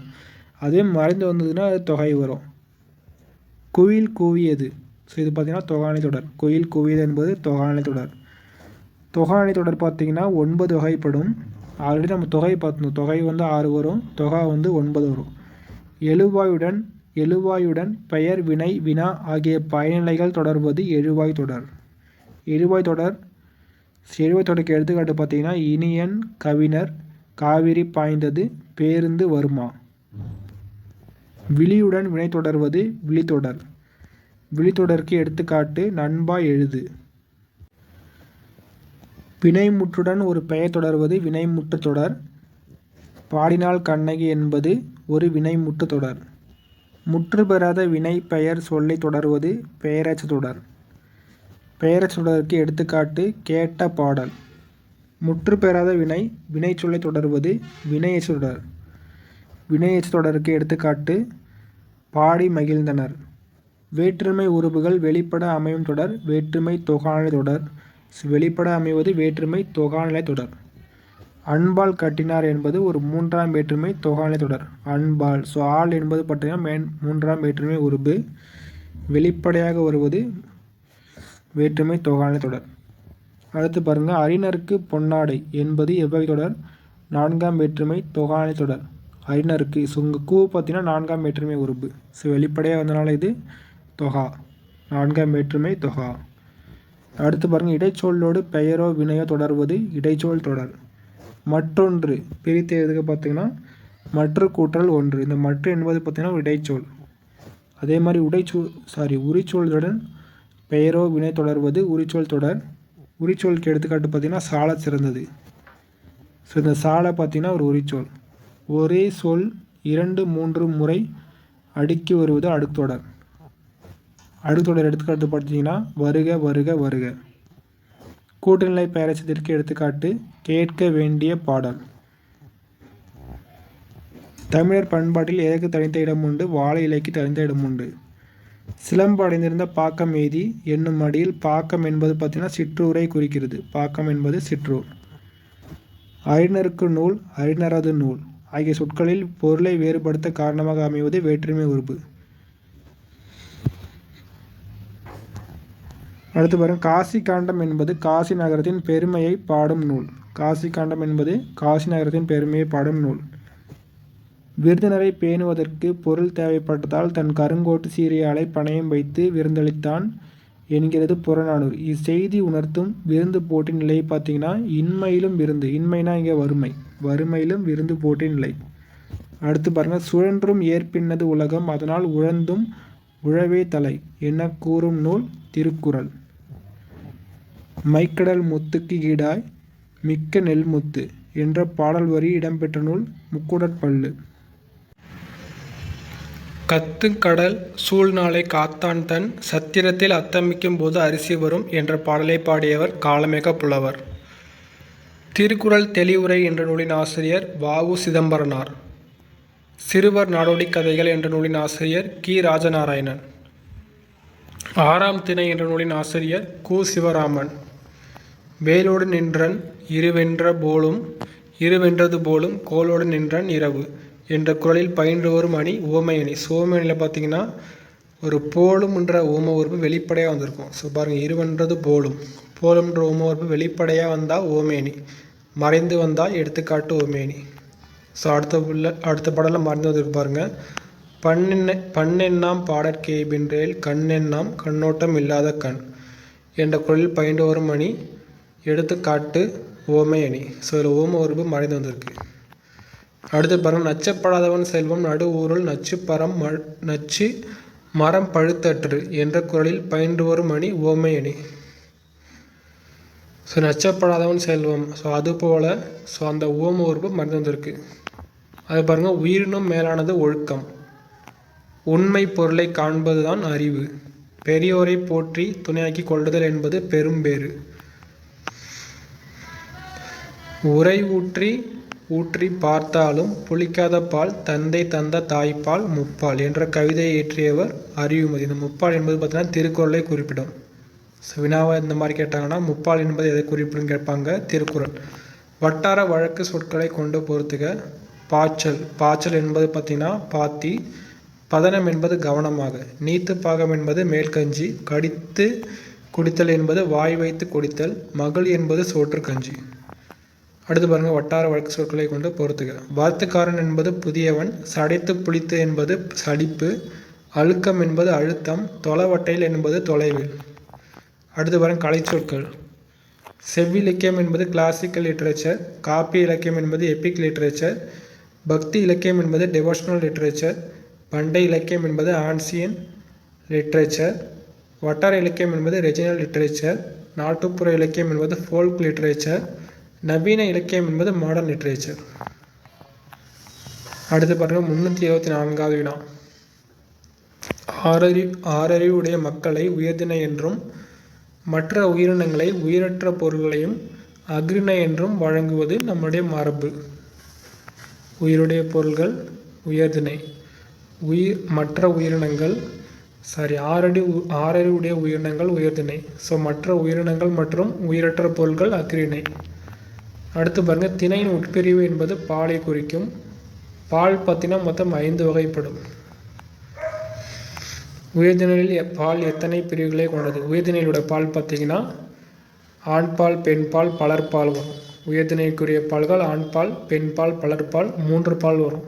இதுவே அஃறிணைக்குரிய பகுப்புகள் பார்த்தீங்கன்னா ஒன்றன் பால் மற்றும் பலவின் பால் வரும். அஃறிணையில் ஒன்றனை குறிப்பிடுவது ஒன்றை மற்றும் அஃறிணையில் குறிப்பிட்டால் அது ஒன்றன் பால். அது பலதை குறிப்பிட்டால் அது பலவின் பால். இடம் எத்தனை வகைப்படும்? ஆல்ரெடி பார்த்தோம், தன்மை, முன்னிலை, படர்க்கை. இடம் 3 வகைப்படும். தன்மை பெயர்களுக்கு எடுத்துக்காட்டு நான், யான், நாம், யாம். தன்மை பெயர்களுக்கு எடுத்துக்காட்டு நான், யான், நாம், யாம். அதுவே தன்மை வினைகளுக்கு எடுத்துக்காட்டு வந்தேன், வந்தோம். அதே மாதிரி முன்னிலை பெயர்களுக்கு எடுத்துக்காட்டு நீர், நீவீர், நீர், நீவீர், நீங்கள். அடுத்து பாருங்கள், முன்னிலை வினைகளுக்கு எடுத்துக்காட்டு நடந்தாய், நீ நடந்தாய். ஸோ வந்தீர், நீவீர் வந்தீர், நீங்கள் சென்றீர்கள். ஸோ அதே மாதிரி தான் வரும். முன்னிலை பெயர்கள்லாம் ஒன்று மேட்ச் பண்ணுற மாதிரி இருக்கும். அதே மாதிரி படர்க்கை பெயர்களுக்கு எடுத்துக்காட்டு அவன், அவள், அவர், அது, அவை. அதே மாதிரி படர்க்கை வினைகளுக்கு எடுத்துக்காட்டு வந்தான், சென்றால், படித்தனர். இலக்கண முறையுடன் பிழையின்றி பேசுவதும் எழுதுவதும் வழாநிலை. இலக்கண முறையின்றி பேசுவதும் எழுதுவதும் வழு. ஸோ இலக்கண முறையுடன் பிழையின்றி பேசுவதும் எழுதுவதும் வழாநிலை. ஸோ இலக்கண முறையின்றி பேசுவதும் எழுதுவதும் வழுனா பார்த்தீங்கன்னா இங்கே குற்றம்னு வரும். இலக்கண முறைப்படி பிழையுடையது எனினும் இலக்கண ஆசிரியர்களால் ஏதேனும் ஒரு காரணம் கருதி பிழையன்று என ஏற்றுக்கொள்ளப்படுவது வழு அமைதி. ஸோ அந்த இடத்துல பார்த்தீங்கன்னா அமைதியாக இருக்கணும்னு ஞாபகம் வச்சுக்கோங்க. என் அம்மை வந்தால் என்பது என்ன வழு அமைதி கேட்டாங்க? திணை வழு அமைதி. என் அம்மை வந்தால் என மாட்டை பார்த்து கூறுவது திணை வழு அமைதி. ஸோ இங்கே பார்த்தீங்கன்னா உயர்திணை அஃறிணை மாறி மாறி வந்திருக்கு. வாடா ராசா, வாடா கண்ணா என்று மகனை தாய் அழைப்பது பால் வழு அமைதி. இந்த மாறன் ஒரு நாளும் பொய் கூற மாட்டான் என்பது இட வழு அமைதி. அடுத்து பாருங்கள், குடியரசுத் தலைவர் நாளை தமிழகம் வருகிறார் என்பது ஒரு கால வழு அமைதி. கத்துங்குயிலோசை சற்றே வந்து காதிற்பட வேணும் என்பது மரபு வழு அமைதி. உணர்தருளே பார்ப்பன் அடியனே யார் யாரிடம் கூறியது? இது பார்த்தீங்கன்னா இறைவனிடம் குலசேகர ஆழ்வார் கூறியது. பரிபாடல் அடியில் விசும்பும் இசையும் என்னும் தொடர் எதனை குறிக்கிறது? விசும்புனா நம்ம ஆல்ரெடி பார்த்தோம். விசும்பு என்பது வானத்தை குறிக்கும். அதே மாதிரி அசும்பு என்பது பார்த்திங்கன்னா நிலத்தை குறிக்கும். விசும்பு என்பது வானம். இசை என்பது பார்த்திங்கன்னா பேரொழியை குறிக்கும். அது இசை என்பது சவுண்டும். அதே மாதிரி இசைக்கு இன்னொரு பொருள் பார்த்திங்கன்னா புகழ்னு வரும். முகந்தெரியா நபரிடையே இனம் புரியா உறவு முறை என்ற கவிதையை எழுதிய இலங்கை தமிழ் கவிஞர் டெபோரா பர்னாந்து. நிலாவையும் வானத்தின் மீனையும் காற்றையும் நேர்பட வைத்தாங்கே என்ற பாடலின் ஆசிரியர் பாரதியார். பஞ்சபூதங்களின் அறிவியல் கதைகள் என்ற நூலின் ஆசிரியர் நீலமணி. அன்றாட வாழ்வியல் அறிவியல் நூலின் ஆசிரியர் தமிழ் செல்வன். காலம் என்ற நூலின் ஆசிரியர் ஸ்டீபன் ஹாக்கிங். குலசேகர ஆழ்வார் வித்துக்கோட்ட அம்மா என்று ஆண் தெய்வத்தை அழைத்து பாடுகிறார். பூனையார் பால் சோற்றை கண்டதும் வருகிறார் ஆகிய தொடர்களில் இடம்பெற்றுள்ள வழுவமைதி பார்த்தீங்கன்னா பால் வழுவமைதி மற்றும் திணை வழுவமைதி. ஸோ இந்த வித்துவக்கோட்ட அம்மா ஆண் பாலை பெண் பாலை மாறி மாறி வந்திருக்கு, அது பால் வழுவமைதி. அதே மாதிரி பூனையார், ஸோ இது பார்த்திங்கன்னா உயர்திணை அக்ரிணை மாறி மாறி வந்திருக்கு, இது திணை வழுவமைதி. அடுத்து பாருங்க பொறுத்துக இலக்கண குறிப்பு. ஊழ் ஊழ் என்பது அடுத்துடர். வளர்வானம் வளர்ந்த வனம், வளர்கின்ற வனம், மூன்று காலத்தில் வருது வினைத்தொகை. செந்தி செந்தி என்பது பார்த்திங்கன்னா பண்பு தொகை, பண்பு பெயர் வந்திருக்கு. வாரா வாரா என்பது பார்த்திங்கன்னா ஈறுகட்ட எதிர்மறை பெயரச்சம். ஒரு மொழியில் உணர்த்தப்பட்டதை வேறொரு மொழியில் வெளியிடுவது மொழிபெயர்ப்பு என்றவர் மனவை முஸ்தபா. உலக நாகரிக வளர்ச்சிக்கும் பொருளியல் மேம்பாட்டிற்கும் மொழிபெயர்ப்பு ஒரு காரணமாகும் என்றவர் முக்கு ஜெகநாத ராஜா. மொழிபெயர்த்தல் என்ற தொடரை தொல்காப்பியர் தனது தொல்காப்பிய நூலின் எவ்வியலில் குறிப்பிட்டுள்ளார்னா மரபியலில் குறிப்பிட்டுள்ளார். மகாபாரதம் தமிழ் படுத்தும் மதுராபுரி சங்கம் வைத்தும் என்று கூறும் செப்பேடு சின்னமனூர் செப்பேடு. சங்க காலத்திலேயே தமிழில் மொழிபெயர்ப்பு மேற்கொள்ளப்பட்டதை புலப்படுத்தும் செப்பேடு சின்னமனூர் செப்பேடு. வடமொழி கதைகளை தழுவி படைக்கப்பட்ட நூல்கள் கம்பராமாயணம், பெருங்கதை, வில்லி பாரதம். வடமொழியில் வழங்கி வந்த இராமாயண மகாபாரதம் தொன்ம செய்திகள் சங்க இலக்கியங்களில் பரவலாக இடம்பெற்றுள்ளது. தேசிய உணர்வு ஊட்டுவதற்கும் ஒருமைப்பாட்டை ஏற்படுத்துவதற்கும் இந்திய அரசு எதை ஒரு கருவியாக கொண்டது? மொழிபெயர்ப்பு. ஜெர்மன் மொழியில் மொழிபெயர்ப்பின் மூலம் அறிமுகமான யார் அந்நாட்டு படைப்பாளர் போலவே கொண்டாடப்பட்டார்? ஷேக்ஸ்பியர். 18ஆம் நூற்றாண்டு வரை எந்த மொழி நூல்கள் பல தமிழில் ஆக்கப்பட்டன? வடமொழி. ஆங்கிலேயர் வருகைக்கு பின் ஆங்கில நூல்கள் ஆங்கிலம் வழியாக பிற எந்த மொழி நூல்களும் அறிமுகமாயின? ஐரோப்பிய மொழி. ரவீந்திரநாத் தாகூர் வங்கம் மொழியில் எழுதிய கவிதை தொகுப்பு கீதாஞ்சலி. ஒரு நாட்டின் மொழிபெயர்ப்பு நூல்களின் எண்ணிக்கையை கொண்டு அந்த நாட்டின் எதனை மதிப்பிடுவார்கள்? பண்பாடு மற்றும் அறிவு. எந்த நாட்டின் நூல்கள் நேரடி மொழிபெயர்ப்பாக கிடைக்க தொடங்கியிருக்கின்றன? French, German, Africa, Latin America. So இந்த நாட்டின் மொழிபெயர்ப்பு நூல்கள்லாம் நேரடியாக கிடைக்க தொடங்கியிருக்குது. அடுத்து பாருங்கள், 1942ஆம் ஆண்டு ஹஜரபாக் மத்திய சிறையில் இருந்தபோது வால்காவிலிருந்து கங்கை வரை என்ற நூலை இந்தி மொழியில் எழுதியவர் ராகுல் சாங்கித்யாயன். 1949ஆம் ஆண்டு வால்காவிலிருந்து கங்கை வரை என்ற நூலை தமிழில் மொழிபெயர்த்தவர் கணமுத்தையா. வால்காவிலிருந்து கங்கை வரை என்ற நூலை முத்து மீனாட்சி மொழிபெயர்த்த ஆண்டு 2016. இதுவே பார்த்தீங்கன்னா யூமா வாசுகி மொழிபெயர்த்த ஆண்டு 2018. அதுக்கப்புறம் டாக்டர் ஸ்ரீதர் அவர் மொழிபெயர்த்தது பார்த்தீங்கன்னா 2016. அடுத்து பாருங்கள், தொடர் வண்டியின் போக்குவரத்து பாதையான தண்டவாளத்தில் உள்ள குறுக்கு கட்டைகளை குறிக்கும் சொல் ரயில் ஸ்லீப்பர். கேமல் என்பதற்கு பொருள் ஒட்டகம் மற்றும் வடம். இரண்டுமே வரும் கேமல் என்பதற்கு பொருள். அண்டர் கிரவுண்ட் ட்ரைனேஜ் என்பதற்கு எவ்வாறு மொழிபெயர்த்தனர்? அண்டர் கிரவுண்ட் ட்ரைனேஜ் என்பதை பார்த்தீங்கன்னா புதை சாக்கடை என மொழிபெயர்த்தனர். டெயில் என்பது எதை குறிக்கிறது? தொலை. ஜெர்மனியில் ஒரு ஆண்டில் பிற மொழிகளிலிருந்து எத்தனை நூல்கள் வரை மொழிபெயர்க்கப்படுகிறது? 5000 நூல்கள். கருத்து பகிர்வை தருவதால் மொழிபெயர்ப்பை பயன்கலை என்றும் குறிப்பிடுவார்கள்.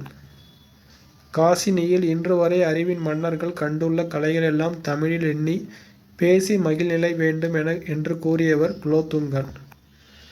சென்றிடுவீர் 8 திக்கும் கலைச்செல்வங்கள் யாவும் கொணர்ந்திங்கு சேர்ப்பீர் என்று கூறியவர் பாரதியார். தேமதுர தமிழோசை உலகமெல்லாம் பரவும் வகை செய்தல் வேண்டும் என்று கூறியவர் பாரதியார்.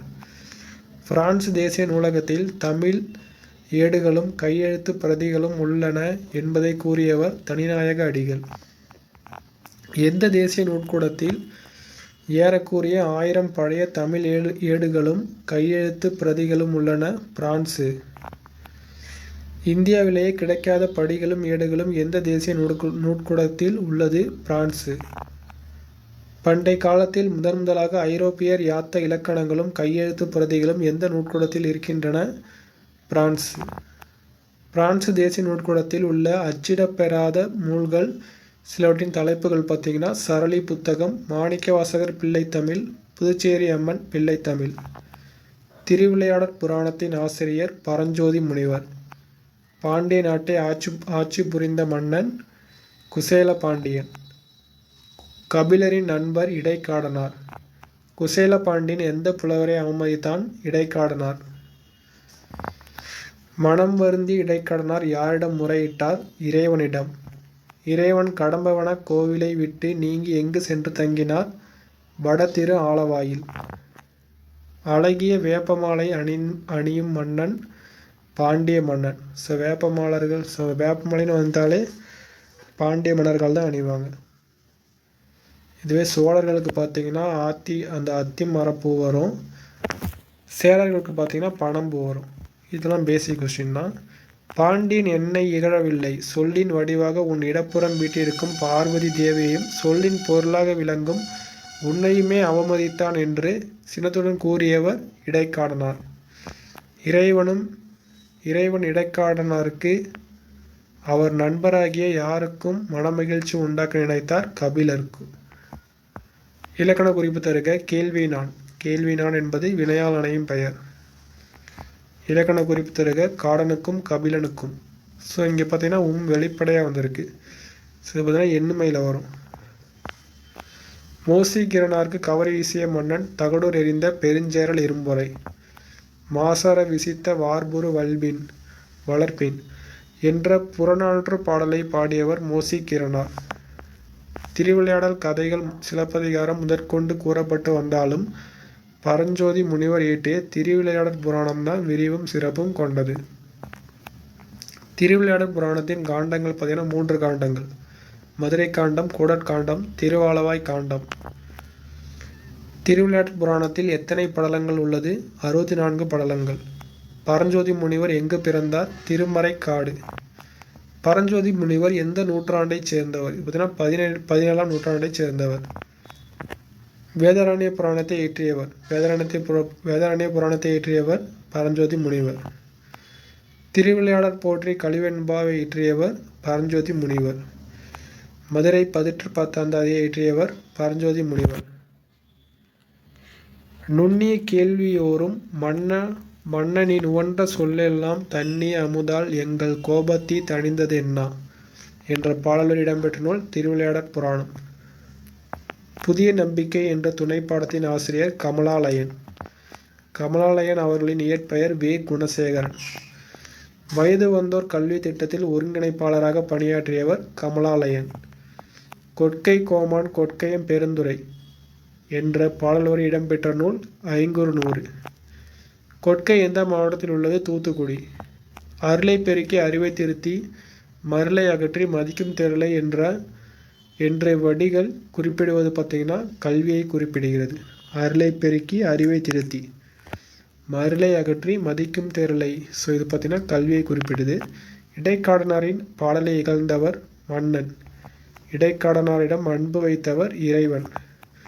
ஒருவர் பேசும்போதே மொழிபெயர்ப்பது இன்டர்பிரேட்டிங். வள்ளுவன் தன்னை உலகினுக்கே தந்து வான்புகழ் கொண்ட தமிழ்நாடு நெஞ்சை அள்ளும் சிலப்பதிகாரம் என்றோர் மணியாரம் படைத்த தமிழ்நாடு என்று பாடியவர் பாரதியார்.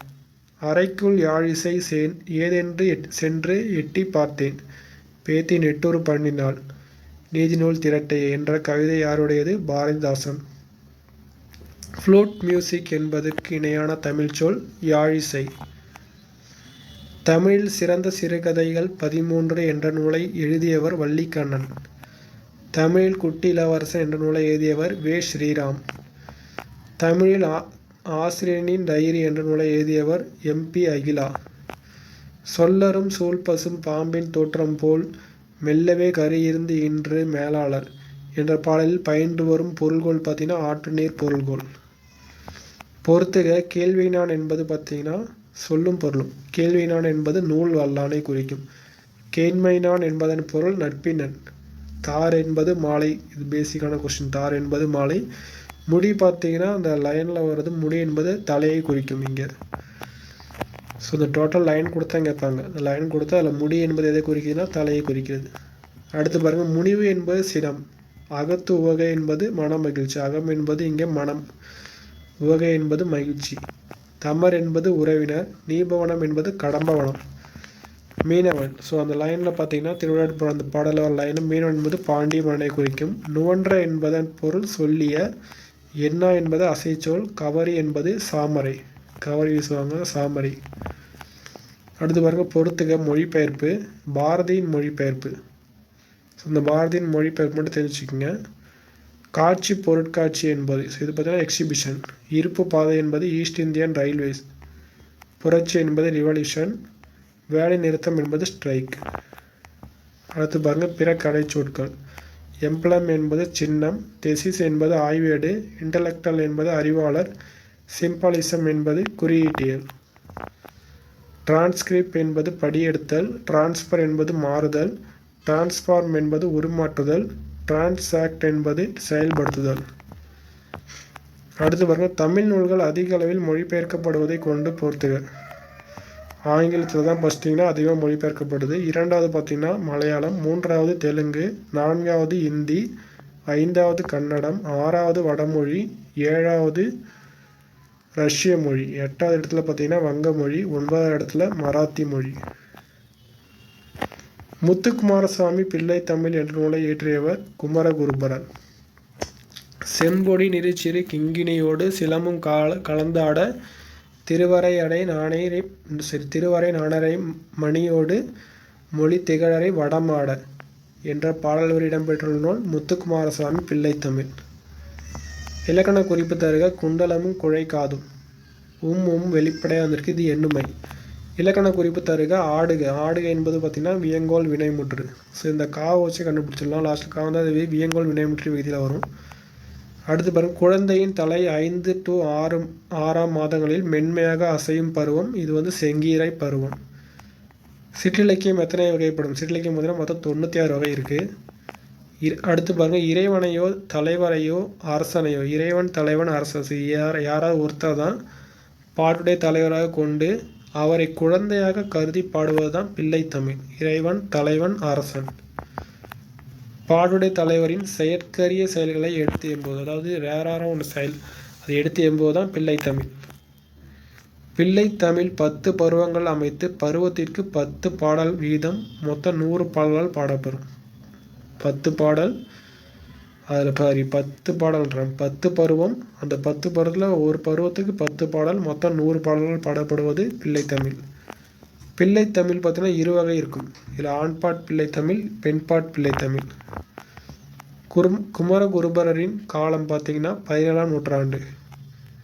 தமிழ், வடமொழி, இந்துஸ்தானி ஆகிய மொழிகளில் புலமை மிக்கவர் குமரகுருபரர். தமிழ், வடமொழி, இந்துஸ்தானி. கந்தர் கலிவெண்பா. கந்தர் கலிவெண்பா, மீனாட்சி அம்மை பிள்ளை தமிழ், மதுரை கலம்பகம், சகலா வள்ளி மாலை, நீதிநெறி விளக்கம். ஸோ இதெல்லாம் பார்த்திங்கன்னா குமரகுருபரர் இயற்றிய நூல்கள். அதே மாதிரி திருவாரூர் மும்மணி கோவை. ஸோ இதுவும் பார்த்திங்கன்னா ஆசிரியர் குமரகுருபரர். ஆண்பாட் பிள்ளை தமிழுக்குரிய பருவங்கள் பார்ப்போம். ஆண்பாட் பிள்ளை தமிழில் இருக்கிறது சிற்றில், சிறுபறை, சிறுதே. ஸோ எல்லாமே சிசின்னு ஸ்டார்ட் ஆகும். அதே மாதிரி பெண்பாட் பிள்ளை தமிழ் பார்த்திங்கன்னா அம்மானை, கழங்க, அம்மானை, ஊசல். ஸோ இது 3 பார்த்திங்கன்னா பெண்பாட் பிள்ளை தமிழுக்கு வரும். அதே மாதிரி பிள்ளை தமிழ் இருபாலருக்கும் பொதுவான பருவங்கள் கேட்டாங்கன்னா 7 பருவங்கள் வரும். ஸோ இந்த 7ம் பார்த்திங்கன்னா 2 பேருக்கும் பொதுவாக வரும். ஸோ இந்த எக்ஸ்ட்ரா இருக்கிறது தான் இந்த ஆண்பாட் பிள்ளை தமிழ், பெண்பாட் தமிழ் மேலே மென்ஷன் பண்ணியிருக்கோம் பாருங்கள். பொதுவான பருவங்கள் பார்த்திங்கன்னா காப்பு, செங்கிரை, தாள், வருகை, அம்புலி, சப்பானி, முத்தம். ஸோ இது 7ம் பொதுவாக இருக்கிறது. பிள்ளை தமிழ் இருபாலருக்கும் இடையே வேறுபடும் பருவங்கள் நம்ம கேட்டாங்கன்னா வேறுபடுவது 3, பொதுவானது 7 வச்சுங்க. சேயுடன் மகிழ்ந்து குழாவும் தாய் போன்ற 17ஆம் நூற்றாண்டு சுவரோவியம் காணப்படும் இடம் சிதம்பரம். ஸோ ஆல்ரெடி பார்த்தோம், ஒரு விருந்தோம்பல் சுவரோவியம் காணப்படுவது பார்த்தோம் 17ஆம் நூற்றாண்டு சிதம்பரம். அதே மாதிரி இதுவும் பார்த்திங்கன்னா சிதம்பரம் தான் 17ஆம் நூற்றாண்டு. கம்பன் இசைத்த கவியெல்லாம் நான் என்று பெருமைப்படுபவர் பாரதியார். தாதுகு சோலை தோறும் சண்பக காடு தோறும் போதவிதழ் பொய்கை தோறும் புதுமணற்றடங்க தோறும் என்ற பாடலின் ஆசிரியர் கம்பர். கம்பராமாயணம் இது. ஓர் உயிர் பல உடல்களில் ஊடுருவி உலாவுவது போல பல இடங்களில் பாயுமாறு சரையு ஆறு.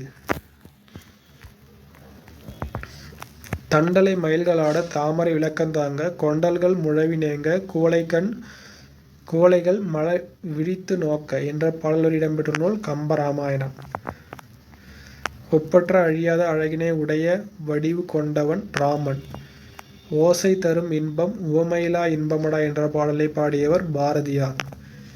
ஏழமை வேடன் இறந்திலன் என்ற பாடல்கள் இடம்பெற்ற நூல் கம்பராமாயணம்.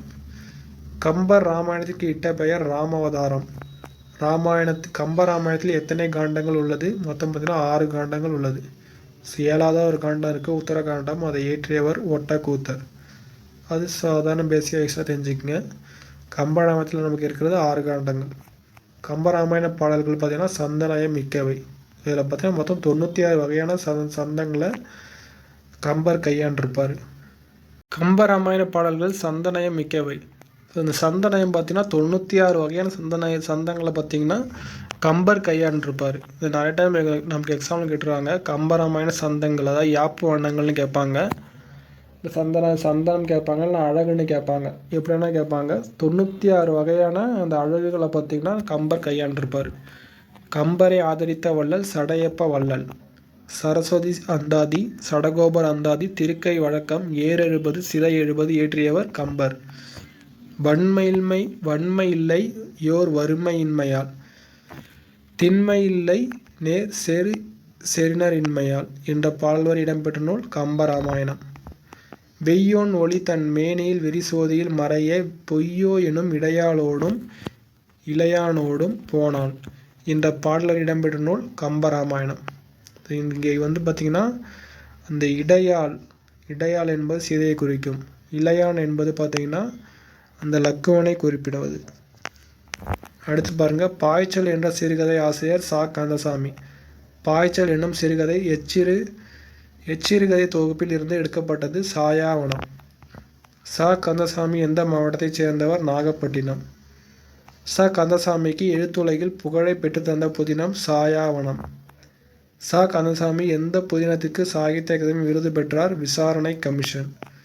சா. கந்தசாமி எந்த குறும்படத்திற்கு அனைத்துலக விருதை பெற்றார்? சுடுமண் சிலைகள். சா. கந்தசாமி எத்தனைக்கு மேற்பட்ட சிறுகதைகளையும் எத்தனைக்கு மேற்பட்ட புதினங்களையும் எழுதியுள்ளார்? 150க்கு மேற்பட்ட சிறுகதை புதினங்கள் பார்த்திங்கன்னா 11. தொலைந்து போனவர்கள் என்ற புதினத்தை எழுதியவர் கந்தசாமி. தொலைந்து போனவர்கள், சூரிய வம்சம், சாந்தகுமாரி, அதெல்லாம் பார்த்திங்கன்னா கந்தசாமி. ஓங்கி இரும்பரப்பின் வங்க ஈட்டத்து தொண்டியோர் என்ற பாடல் வரி சிலப்பதிகாரத்தில் எந்த காதில் இடம்பெற்றுள்ளது? ஊர்கான் காதை. தொண்டி என்ற ஊர் எந்த மாவட்டத்தில் உள்ளது? ராமநாதபுரம். தமிழர் வாழ்வியலை அகம் புறம் என வகுத்தார்கள். அன்புடைய தலைவன் தலைவி இடையிலான உறவு நிலைகளை கூறுவது அகத்திணை. ஸோ நமக்கு தெரியும், இந்த அன்புன்னு வந்தாலே அகத்திணை. இந்த புறம் பற்றி வீரம் பற்றி குறிப்பிடுவது புறத்திணை. அன்பின் 5 திணைகள் பார்த்திங்கன்னா குறிஞ்சி, முல்லை, மருதம், நெய்தல், பாலை. நிலமும் பொழுதும் பார்த்திங்கன்னா முதற்பொருளை குறிப்பிடும். நிலமும் பொழுதும் என்பது முதற்பொருள். ஒரு நிலத்திற்குரிய தெய்வம், மக்கள், தொழில், விலங்கு இவற்றையெல்லாம் குறிப்பிடுவது தான் இந்த கருப்பொருள்னு சொல்லுவாங்க.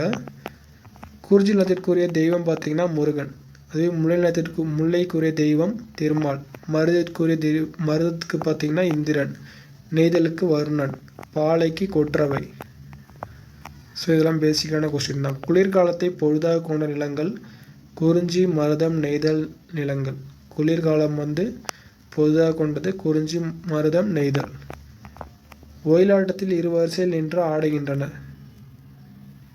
இத்தொடரின் செயற்பாட்டு வினைத்தொடர். ஒயிலாட்டம் 2 வரிசையில் நின்று ஆடப்படுகிறது. மலர்கள் தரையில் நழுவும் எப்போது? தளர பிணைத்தால் தரையில் நழுவும். கரகாட்டத்தை கும்பாட்டம் என்றும் குடக்கூத்து என்றும் கூறுவர். இத்தொடருக்கான வினா பார்த்தீங்கன்னா கரகாட்டத்தின் வேறு பெயர்கள் யாவை? கோசல நாட்டில் கொடை இல்லாத காரணம் பார்த்தீங்கன்னா அங்கு வறுமை இல்லை. வறுமை இல்லாதால யாருக்கும் கொடை தர வேண்டிய அவசியம் இல்லை. சிறு நண்டு மணல் மீது என தொடங்கும் பாடலின் ஆசிரியர் மகாகவி. தென்மலை என்ற நூலின் ஆசிரியர் சுரதா. திருக்குறள் நீதி இலக்கியம் என்ற நூலின் ஆசிரியர் கா. திருநாவுக்கரசு. நாட்டார் கலைகள் என்ற நூலின் ஆசிரியர் ஆ. பெருமாள். அடுத்து பாருங்கள், பொறுத்துக சொல்லும் பொருளும். பண்டி என்பதன் பொருள் வயிறு, அசும்பி என்பதன் பொருள் ஒளி வீசுகிற. இதுவே அசும்புன்னு கேட்டால் அது பார்த்தீங்கன்னா வானம் வரும். விசும்புன்னு கேட்டால் தான் வானம் வரும். அசும்புனா நிலம் வரும். அசும்பி என்பது ஒளி வீசுகிற. முச்சி என்பதன் பொருள் தலையுச்சி கொண்டை. அடுத்து பாருங்கள், அணிகலன்கள் பொறுத்துக. சிலம்பு கிண்கிணி பார்த்தீங்கன்னா காலில் அணிவது. அரைநான் பார்த்தீங்கன்னா அரைநான் கயிறு இடையில் அணிவது. சுட்டி என்பது பார்த்தீங்கன்னா நெற்றியில் அணிவது. குண்டலம் குலை இது பார்த்தீங்கன்னா காதில் அணிவது. சூழி என்பது பார்த்தீங்கன்னா தலையில் அணிவது. அடுத்து பாருங்கள், காண்டம் மற்றும் படலங்கள். பாலகாண்டத்தில் இடம்பெறும் படலம் பார்த்தீங்கன்னா ஆற்றுப்படலம், நாட்டுப்படலம். அயோத்திய காண்டத்தில் கங்கை படலம், கங்கை கான் படலம்.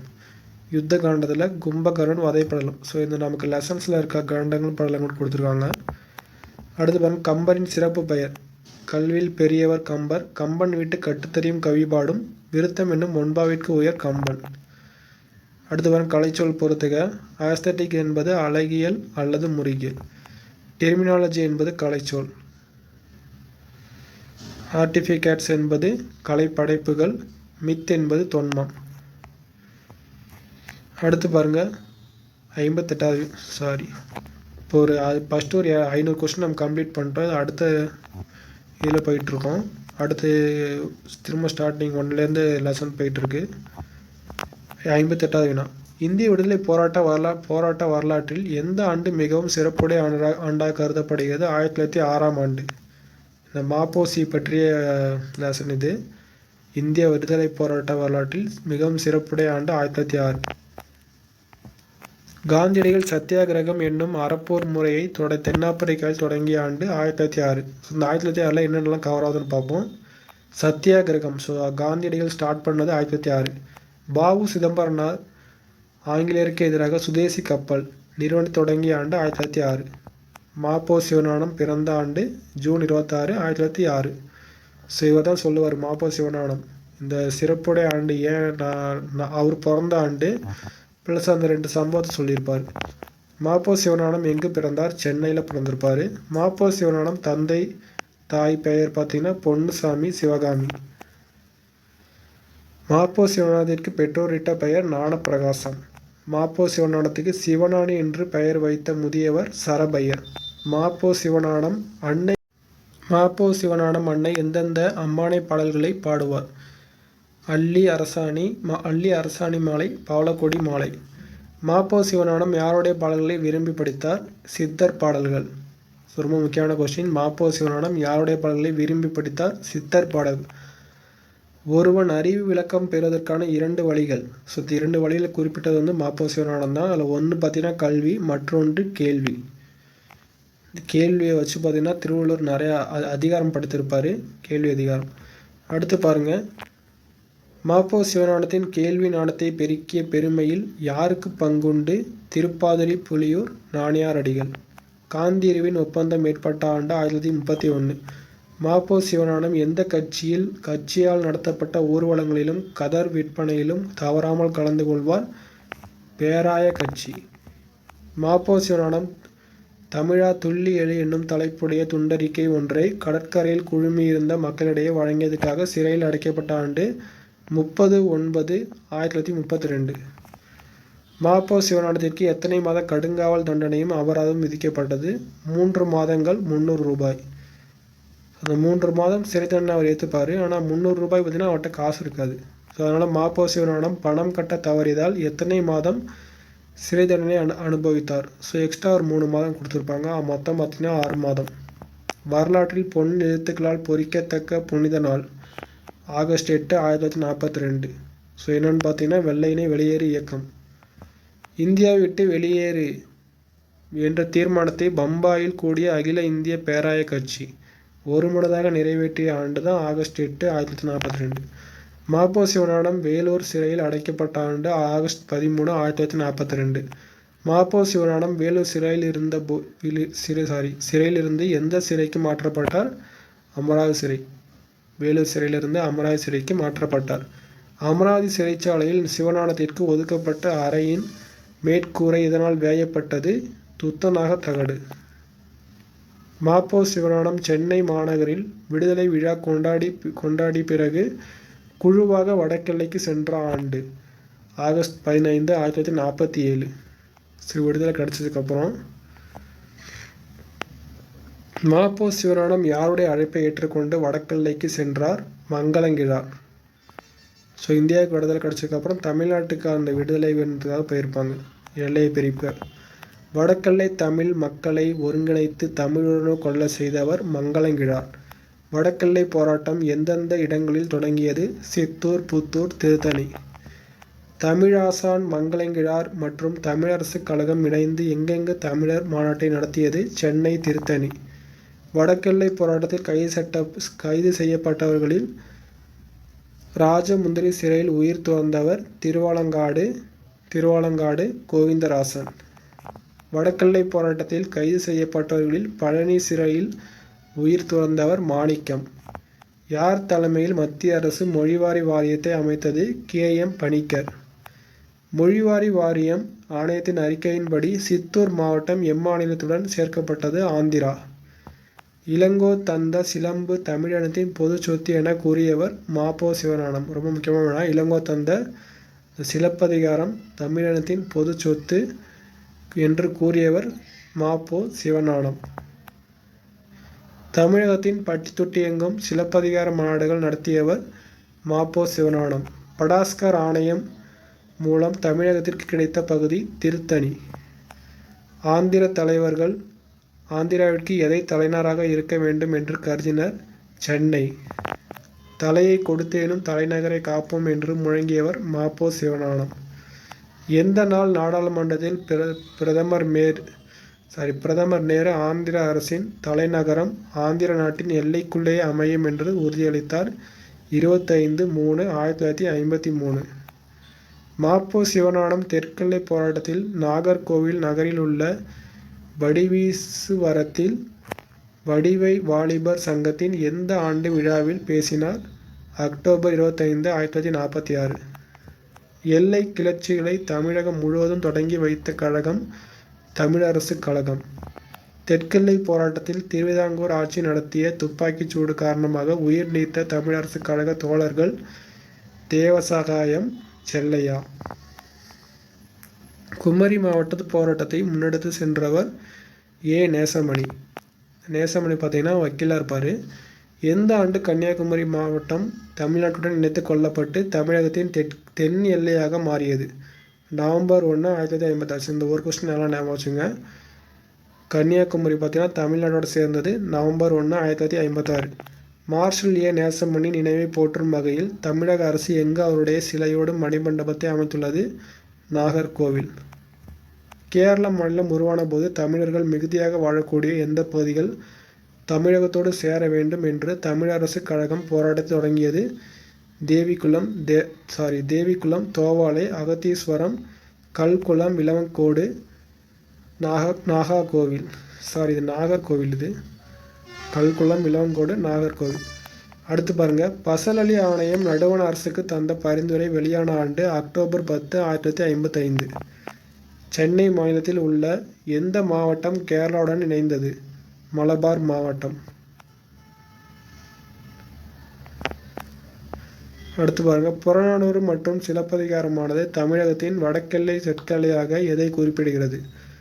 புறநானூறு, சிலப்பதிகாரம். வடக்கெல்லை பார்த்தீங்கன்னா வேங்கடமலை, தெற்கெல்லை பார்த்தீங்கன்னா குமரிமுனை.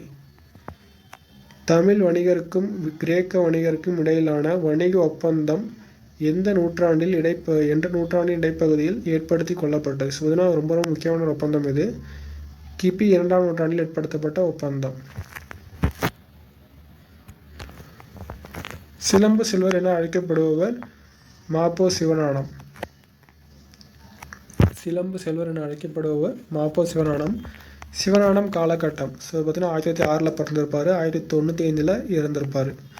மாப்போ சிவஞானம் சட்டமன்ற மேலவை உறுப்பினரான வருடம் 1952 to 1954. மாப்போ சிவஞானம் சட்டமன்ற மேலவை தலைவராக பதவி வகித்த ஆண்டு 1972 to 1978. தமிழரசு கழகத்தில் தொடங்கியவர் மாப்போ சிவஞானம். மாப்போ சிவஞானம் வள்ளலார் கண்ட ஒருமைப்பாடு என்னும் நூலுக்காக எந்த ஆண்டு சாகித்ய அகாதமி விருது பெற்றார்? 1966. மாப்போ சிவஞானத்திற்கு எங்கு சிலை வைக்கப்பட்டுள்ளது? திருத்தணி, தியாகராய நகர். ரெண்டுலேயும் பார்த்தீங்கன்னா சிலை வைக்கப்பட்டுள்ளது.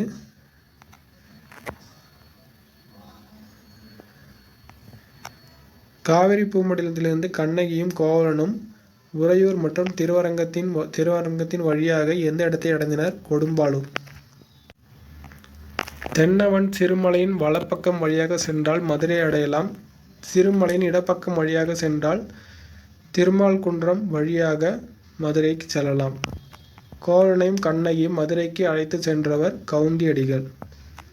மதுரையில் கணவனை இழந்த கண்ணகி மதுரையிலிருந்து வைகையின் தென்கரை வழியாக நெடுவேல் குன்றம், அதாவது சுருளிமலை சென்று எந்த இடத்தை அடைந்தாலும் கேட்டாங்கன்னா வேங்கை காணல். உரைப்பாட்டு மடை. இந்த உரைப்பாட்டு மடை என்பது பார்த்தீங்கன்னா சிலப்பதிகார நூலில் வரும் ஒரு தமிழ் நடை. இந்த உரைநடை பாங்கில் அமைந்திருக்கிறதுனால இது உரைப்பாட்டு மடை என அழைக்கப்படுது. அடுத்து பாருங்கள், வாய்க்காலில் பாயும் நீரை வயலுக்கு பாய்ச்சுவது தான் மடை. பேசும் மொழியின் ஓட்டம் என்பது உரை.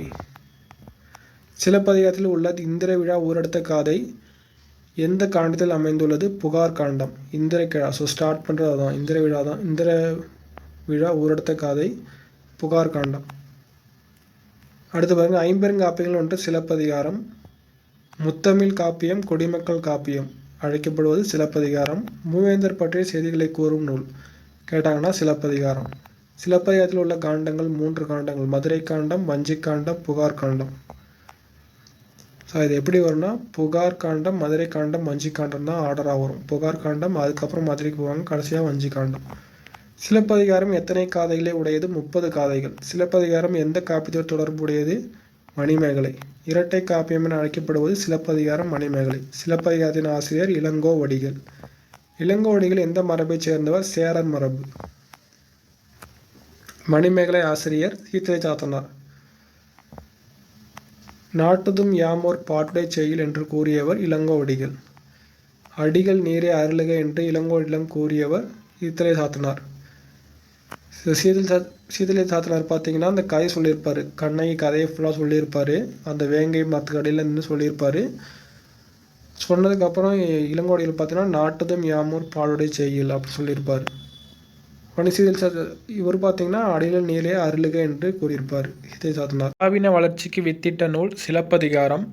பெருங்குணத்து காதலால் என்று அழைக்கப்படுபவர் கண்ணகி. மரூர் பாக்கத்தில் கல் விற்பவர் வளச்சியர். மரூர் பாக்கத்தில் மீன் விற்பவர் பரதவர். அதே மாதிரி உப்பு விற்பவர் பார்த்தீங்கன்னா உமனர். சுண்ணம் என்பதன் பொருள் நறுமண பொடி. காருகர் என்பதன் பொருள் நெய்பவர். ஐநா அவையில் தமிழ்நாட்டின் செவ்வியல் இசை பாடியவர் எம்.எஸ். சுப்புலட்சுமி.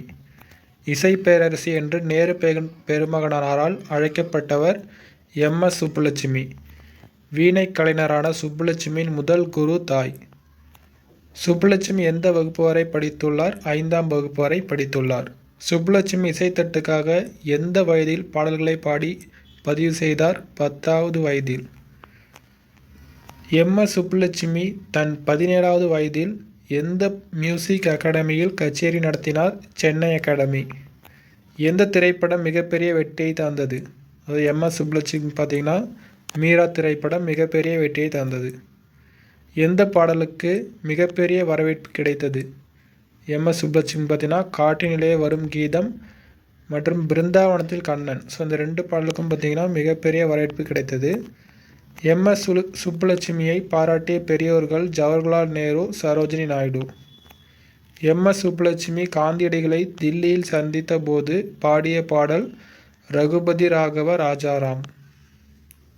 சென்னை வானொலி நிலையம் காந்தியடிகள் பிறந்த நாளன்று ஹரி தும் ஹரோ என்ற மீரா பஜன் பாடலை எந்த ஆண்டு ஒளிபரப்பியது? 1947ஆம் ஆண்டு. எம்.எஸ். சுப்புலட்சுமி தாமரை அணி விருது பெற்ற ஆண்டு 1954ஆம் ஆண்டு. எம்.எஸ். சுப்புலட்சுமி இங்கிலாந்தில் பாடிய ஆண்டு 1963ஆம் ஆண்டு. எம்.எஸ். சுப்புலட்சுமி ஐநா அவையில் எந்த ஆண்டு பாடினார்? 1966ஆம் ஆண்டு. எம்.எஸ். சுப்புலட்சுமியின் குரலில் வெங்கடேச சுப்ரபாதம் திருப்பதியில் ஒலிக்க தொடங்கிய ஆண்டு 1966ஆம் ஆண்டு. எம்.எஸ். சுப்புலட்சுமிக்கு நோபல் பரிசுக்கு இணையான மகசேசே விருது கிடைத்த ஆண்டு 1974ஆம் ஆண்டு. மகசேசே விருது பெற்ற முதல் இசைக்கலைஞர் எம்.எஸ். சுப்புலட்சுமி. எம்.எஸ். சுப்புலட்சுமி எந்தெந்த மொழிகளில் பாடியுள்ளார்? தமிழ், தெலுங்கு, கன்னடம், சமஸ்கிருதம், மலையாளம், இந்தி, மராத்தி, குஜராத்தி, ஆங்கிலம். எம்.எஸ். சுப்புலட்சுமிக்கு இந்தியா மிக உயரிய விருதான இந்திய மாமணி விருது அளித்து சிறப்பித்தது. குறையொன்றும் இல்லை மறைமூர்த்தி கண்ணா, குறையொன்றும் இல்லை கோவிந்தா என்ற பாடலை பாடியவர் எம்.எஸ். சுப்புலட்சுமி தான் பாடியிருக்கார். இதையும் அடுத்து பாருங்க. பொதுவெளியில் ஆடுவது தண்டனைக்குரிய குற்றம் எனும் சட்டம் இயற்றப்பட்டிருந்த காலத்தில் நடன வாழ்வை தொடங்கியவர் பால சரஸ்வதி. 20ஆம் நூற்றாண்டின் தொடக்கத்தில் நாட்டியம் ஆடுவது கீழ்மையானது என்ற எண்ணம் பரவலாக இருந்து வந்த நிலையை மாற்றியவர் பால சரஸ்வதி. இந்திய அரசின் தாமரை செவ்வனி விருது பெற்றவர் பால சரஸ்வதி. பால சரஸ்வதி தன் 7 வயதில் முதலில் மேடை ஏறி நடனம் அரங்கேற்றம் செய்த இடம் காஞ்சிபுரம்.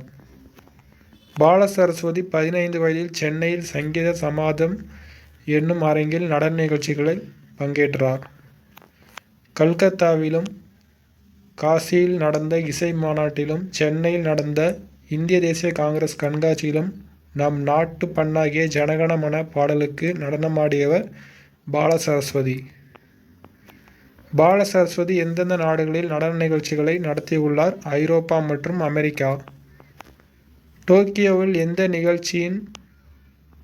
எந்த நிகழ்வின் போது இந்தியாவின் சார்பாக கலந்து கொண்டு சிறப்பாக பால சரஸ்வதி நடனமாடினார்? கிழக்கு மேற்கு சந்திப்பு. தமிழில் எழுதிய பெண்களில் முதலில் களத்திற்கு சென்று மக்களிடம் செய்திகளை திரட்டி கதைகள் எழுதியவர் ராஜம் கிருஷ்ணன். ராஜம் கிருஷ்ணன் எந்த புதினத்திற்காக சாகித்ய அகாதமி விருது பெற்ற முதல் பெண் எழுத்தாளர்? வேருக்கு நீர் என்னும் புதினம். பெண்கள் என்றால் குடும்பத்தை எழுத வேண்டும் என்ற படிமத்தை உடைத்து சமூக சிக்கல்களை கதைகளாக எழுதியவர் ராஜம் கிருஷ்ணன். ராஜம் கிருஷ்ணன் எழுதிய பாஞ்சாலி சபதம் பாடிய பாரதி என்னும் பாரதியின் வரலாற்று புதினம் அனைவராலும் பாராட்ட பெற்றது. ராஜம் கிருஷ்ணன் உப்பள தொழிலாளர்களின் உழைப்பு வாழ்க்கையை புதினமாக எழுதியது. இது பார்த்தீங்கன்னா கரிப்பு மணிகள் தலைப்பில் உப்பள தொழிலாளர்கள் பற்றி எழுதியிருப்பாங்க. அதே மாதிரி நீலகிரி படுகர் இன மக்களின் வாழ்வியல் மாற்றங்களை குறித்து ராஜம் கிருஷ்ணன் எழுதிய புதினம் குறிஞ்சி தேன்.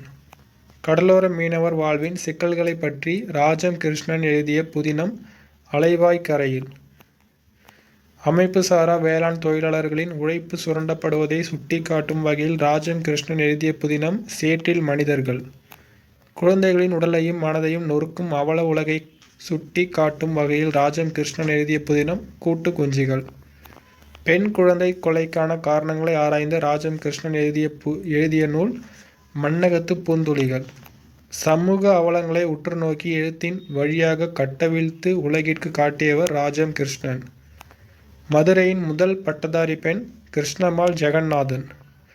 கிருஷ்ணம்மாள் ஜெகநாதன் கல்லூரி பருவத்தில் யார் சிந்தனையில் கவரப்பட்டார்? காந்தியின் சிந்தனையில்.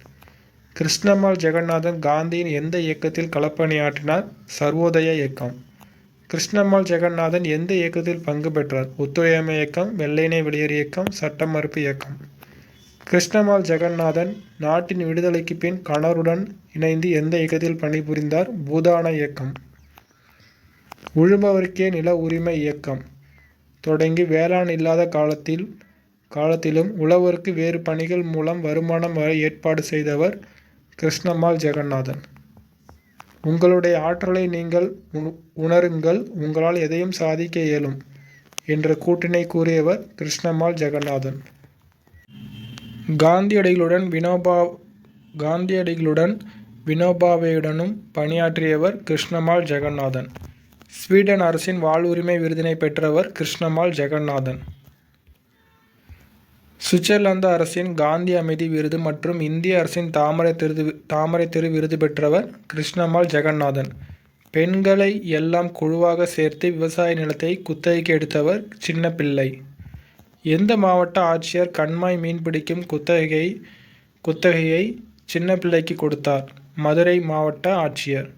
களஞ்சியம் என்ற மகளிர் குழுவை ஆரம்பித்தவர் சின்னப்பிள்ளை. சின்னப்பிள்ளை வாஜ்பாய் கைகளால் எவ்விருதினை பெற்றார்? பெண் ஆற்றல் விருது.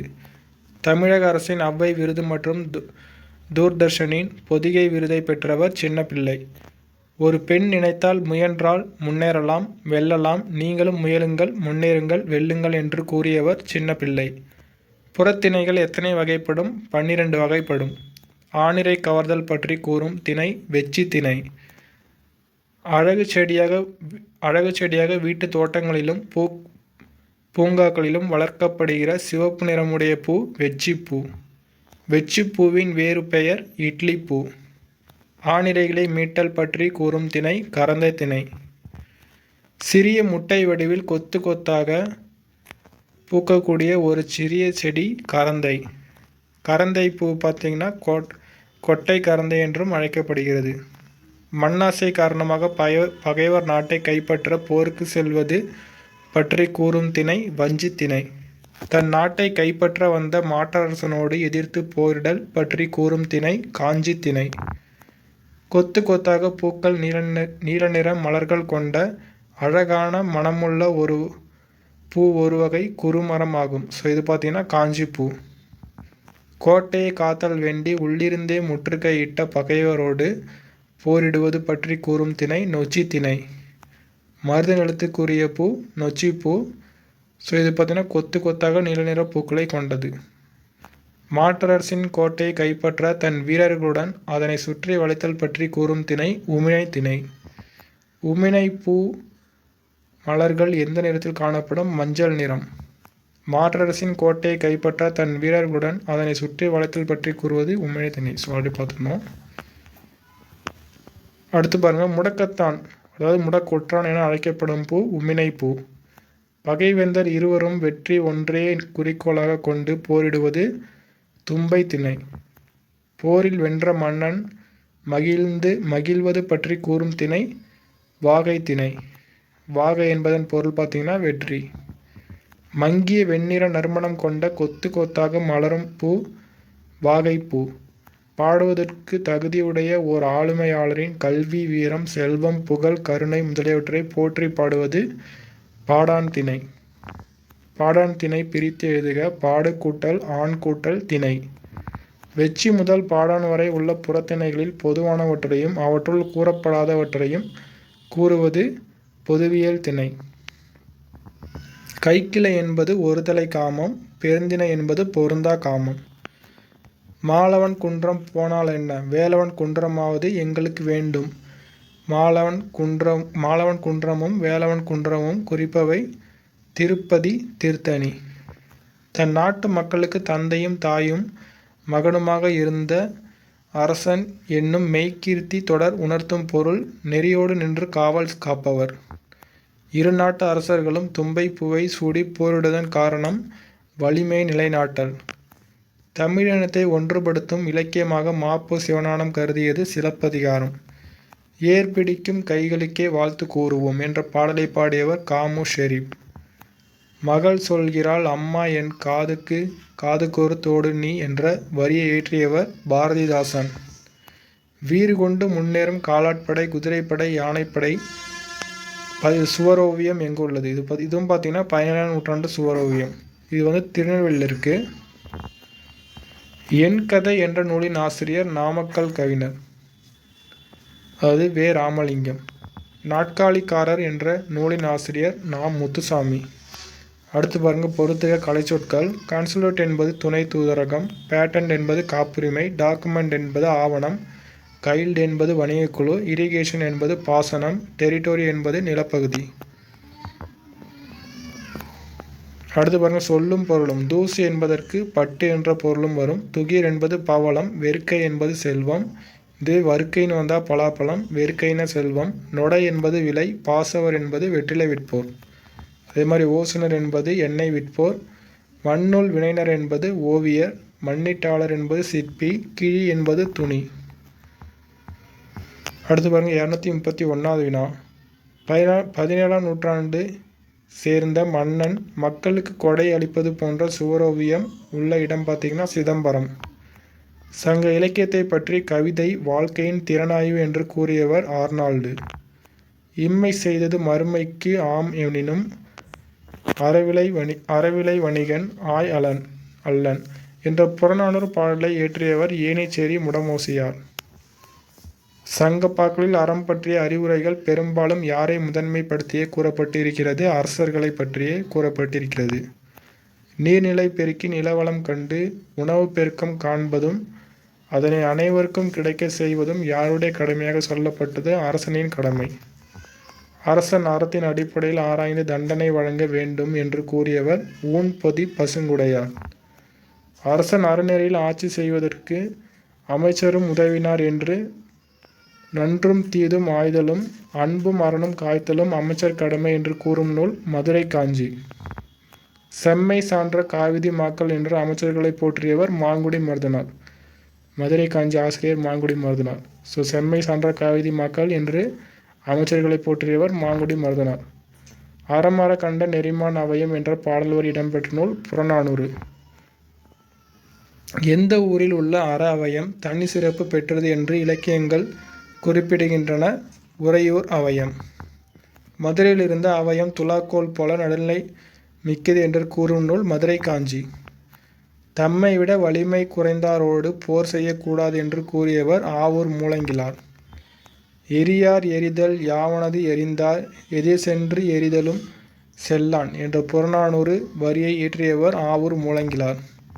செல்வத்தின் பயனை ஈதல் துய்ப்பம் எனினே தப்புன பலவே என்ற புறநானூறு வரியை பாடியவர் மதுரை கணக்காயனார் மகனார் நக்கீரனார்.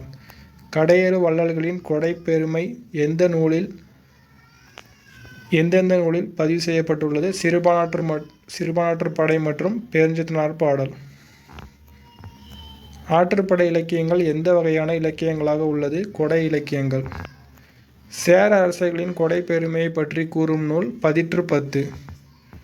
வழங்குவதற்கு பொருள் உள்ளதா என்று கூட பார்க்காமல் கொடுக்கும் பிடவூர் கிழான் மகன் பெருஞ்சாத்தனை பாராட்டியவர் நக்கீரர். வள்ளலின் பொருள் இரவலனின் பொருள் என்றும் வள்ளலின் வறுமை இரவலனின் வறுமை என்று கூறியவர் பெரும்பதுமனார். உலகமே வறுமையுற்றாலும் கொடுப்பவன் அதியன் என்றவர் ஔவையார். இரவலர் வராவிட்டாலும் அவர்களை தேடி வரவழைத்தல் யாருடைய இயல்பு என்று நச்செல்லியார் கூறுகிறார். ஆடு கோட்பாடு சேரலாதன் இயல்பு. பேகன் மறுமை நோக்கி கொடுக்காதவன் என்று கூறியவர் பரணர். தன்னை நாடி வந்த பரிசிலன் பொருள் பெறாமல் திரும்புவது தான் நாட்டை இழந்த துன்பத்தை விட பெருந்துன்பம் என குமணன் வருந்தியதாக கூறியவர் பெருந்தலை சாத்தனார். எல்லாவற்றையும் கொடுப்பவன் என்று மலையமான் திருமுடிக்காரியை பாராட்டியவர் கபிலர். ஈயாமை இழிவு இறப்போர்க்கு ஈயாது வாழ்தலை விட உயிரை விட்டுவிடுதல் மேலானது என்று கூறும் நூல் கலித்தொகை. தான் பெற்றதை பிறருக்கு வழங்கும் பெருஞ்சித்திரனாரின் பேருள்ளம் எந்த நூலில் புலப்படுத்தப்பட்டுள்ளது? புறநானூறு. உதவி செய்தலே உதவியாண்மை என்று கூறியவர் பூதன் தேவனார். பிறர் நோயும் தம் நோய் போல் போற்றி அறனறிதல் சான்றவர்க்கு எல்லாம் கடன் என்று நல்லந்தோனார் பாடிய பாடல் எந்நூலில் இடம்பெற்றுள்ளது? கலித்தொகை. உண்மையான செல்வம் என்பது பிறர் துன்பம் தீர்ப்பதுதான் என்று கூறியவர் நல்வேட்டனார். சான்றோர் செல்வம் என்பது சேர்ந்தோர் புன்கண் அஞ்சும் பண்பின் மென்கண் செல்வம் செல்வம் என்பதுவே என்ற நற்றிணை பாடலை இயற்றியவர் நல்வேட்டனார். உறவினர் கெட வாழ்பவனின் பொழிவு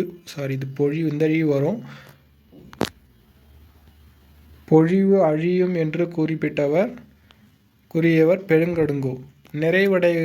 நிறைவடைகிறவனை செல்வன் என்று கூறுவது தாவோவியம். சீன நாட்டு தாவோவியம்.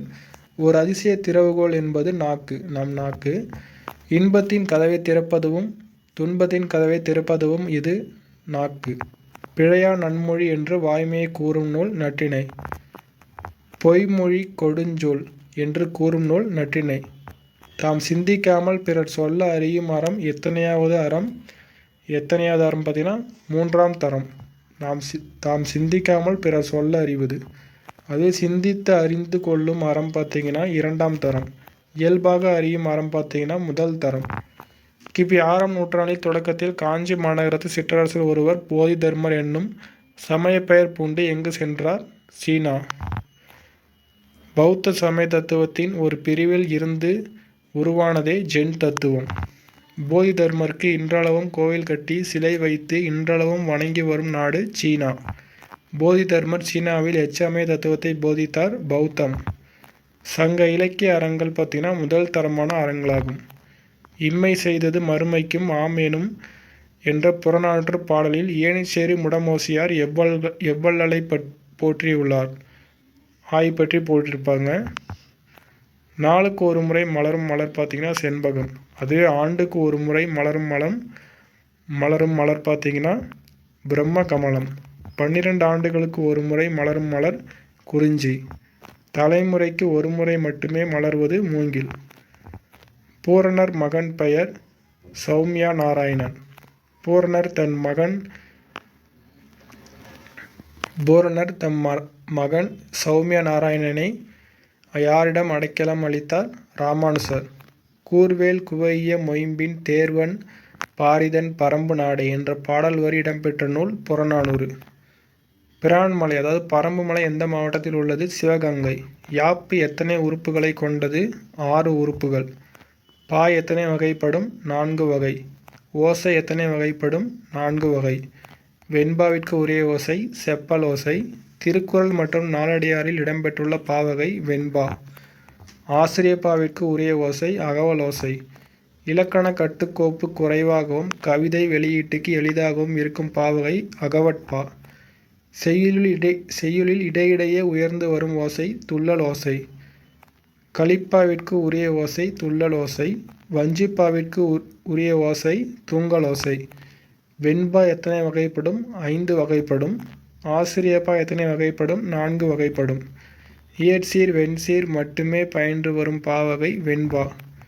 ஈரசை சீர் மிகுதியாகவும் காய்ச்சீர் குறைவாகவும் பயின்று வரும் பாவகை ஆசிரியப்பா.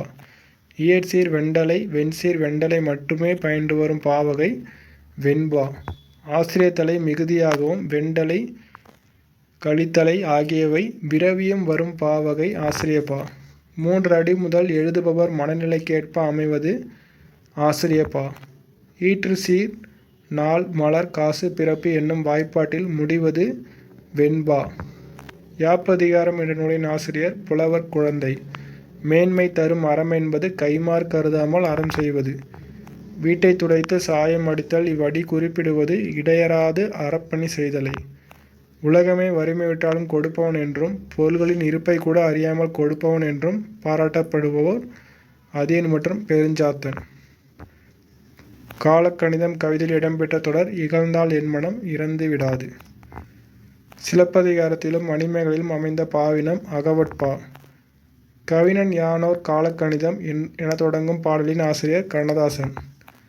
மரம் தேடிய களைப்பு மின்கம்பியில் இளைப்பாறும் குருவி என்ற கவிதையின் ஆசிரியர் நாணற்காடன். விற்பனையில் காற்றுப்பட்டலம் சிக்கனமாய் மூச்சு விடவும் என்ற கவிதையின் ஆசிரியர் புதுவை தமிழ் நெஞ்சன். கோடையிலே இளைப்பாற்றி கொள்ளும் வகை கிடைத்த குளிர்தருவே தருநிழலே நிழல் கனிந்த தனியே என்ற பாடலின் ஆசிரியர் வள்ளலார். அறமும் அரசியலும் என்ற நூலின் ஆசிரியர் மு. வரதராசனார். அபி கதைகள் என்ற நூலின் ஆசிரியர் அபி. எண்ணங்கள் என்ற நூலின் ஆசிரியர் எம்.எஸ். உதயமூர்த்தி.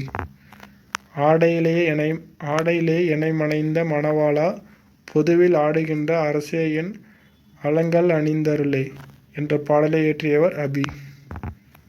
அடுத்து பாருங்க, ஓசைகள் கொடுத்து அதோட பொருள் கேட்டுறாங்க. செப்பல் ஓசை பார்த்திங்கன்னா இருவர் உரையாடுவது போன்ற ஓசை. அகவல் ஓசை பார்த்திங்கன்னா சொற்பொழிவாற்றுவது போன்ற ஓசை. துள்ளல் ஓசை பார்த்திங்கன்னா தாழ்ந்து உயர்ந்து வரும் ஓசை.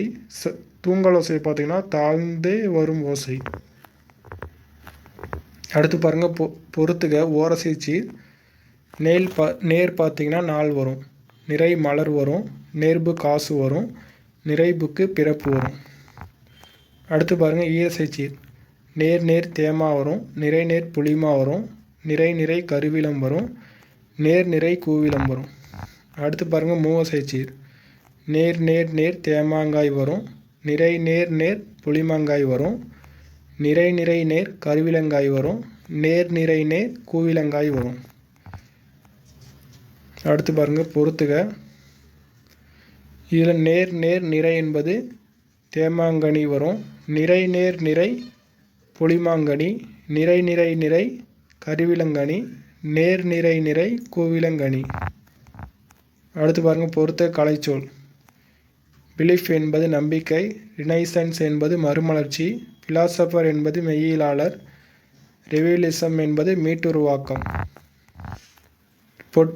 பொற்காலமாக இருந்தாலும் இவள் தலையில் எழுதியதோ கற்காலம்தான் எப்போதும் என்ற கவிதை இயற்றியவர் நாகூர் ரூமி. நாகூர் ரூமியின் இயற்பெயர் முகமது ரஃபி. நாகூர் ரூமி பிறந்த மாவட்டம் தஞ்சை மாவட்டம். நாகூர் ரூமி 80களில் எந்த இதழில் எழுத தொடங்கினார்? கணையாழி. நாகூர் ரூமியின் படைப்புகள் எந்த இதழ்களில் வெளியாகியுள்ளது? மேட்சி, சுபமங்களா, புதிய பார்வை, குங்குமம், கொல்லிப்பாவை, குமுதம். நாகூர் ரூமியின் கவிதை தொகுதிகள் நதியின் கால்கள், 7வது சுவை, சொல்லாத சொல். நாகூர் ரூமி படைத்த நாவல் கப்பலுக்கு போன மச்சான். திருமுழுக்கு யோவானை அருளப்பன் என்றும் குறிப்பிடுவர். கிறிஸ்துவின் வருகை அறிவித்த முன்னோடி யோவான். வீரமாமுனிவர் அருளப்பனுக்கு தன் காப்பியத்தில் என்ன பெயரிட்டுள்ளார்? கருணையன். கருணையன் தான் தாயார் எலிசபெத்துடன் கானகத்தில் வாழ்ந்து வந்தார். இலக்கண குறிப்பு தருக. காக்கென்று. காக்கென்று இலக்கண குறிப்பு பார்த்தீங்கன்னா காக்கவென்று என்பதன் தொகுத்தல் விகாரம். இலக்கண குறிப்பு தருக. கணீர். கணீர் பார்த்தீங்கன்னா கண்ணீர் என்பதன் இடைக்குறை. இலக்கண குறிப்பு காய்மணி, ஒய்முறை, செய்முறை. இதெல்லாம் பார்த்தீங்கன்னா வினைத்தொகை 3 காலத்தில் வருது.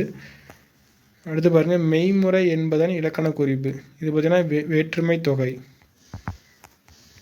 அடுத்து பாருங்கள் கைமுறை இலக்கண குறிப்பு தருக. இது பார்த்தீங்கன்னா 3ஆம் வேற்றுமை உருபும் பயனும் உடன்தொக்க தொகை. வீரமாமுனிவர் திருச்சி ஆண்ட எந்த மன்னரை சந்தித்து உரையாடுவதற்காக 2 மாதங்களில் உருது மொழியை கற்றுக்கொண்டார்? சந்தா சாஹிப். வீரமாமுனிவருக்கு சந்தா சாஹிப் வழங்கிய பட்டம் இஸ்மத் சந்நியாசி. இஸ்மத் சந்நியாசி என்ற பாரசீக சொல்லுக்கு பொருள் பார்த்தீங்கன்னா தூய துறவி. தேம்பா கூட்டல் அணி என்பது வாடாத மாலை. அதுவே தேன் கூட்டல் பா கூட்டல் அணி என்பது தேன் போன்ற இனிய பாடல்களின் தொகுப்பு. தேம்பாவணியின் பாடுடைய தலைவனாகிய கிறிஸ்துவின் வளர்ப்பு தந்தை சூசையப்பர். தேம்பாவணியில் எத்தனை காண்டம் மற்றும் படலம் உள்ளது? 3 காண்டம், 36 படலம். தேம்பாவணியில் உள்ள பாடல்கள் எண்ணிக்கை 3615 பாடல்கள். தேம்பாவணி எந்த நூற்றாண்டில் படைக்கப்பட்டது? 17ஆம் நூற்றாண்டு. வீரமாமுனிவர் இயற்பெயர் கான்ஸ்டான்சு ஜோசப் பெஸ்கி. வீரமாமுனிவர் இயற்றிய நூல்கள் சதுரகராதி, தொன்னூல் விளக்கம், பரமார்த்த குருக்கதைகள். நவமணி வடக்கையில் போல் நல்லறை படலை பூட்டும் என்ற வரிகள் இடம்பெற்றுள்ள நூல் தேம்பாவணி. உவமணி காணக்கொள் என்று ஒலித்தது அழுவ போன்றே என்ற வரியினை கூறியவர் வீரமாமுனிவர். பொறுத்துக சொல்லும் பொருளும்.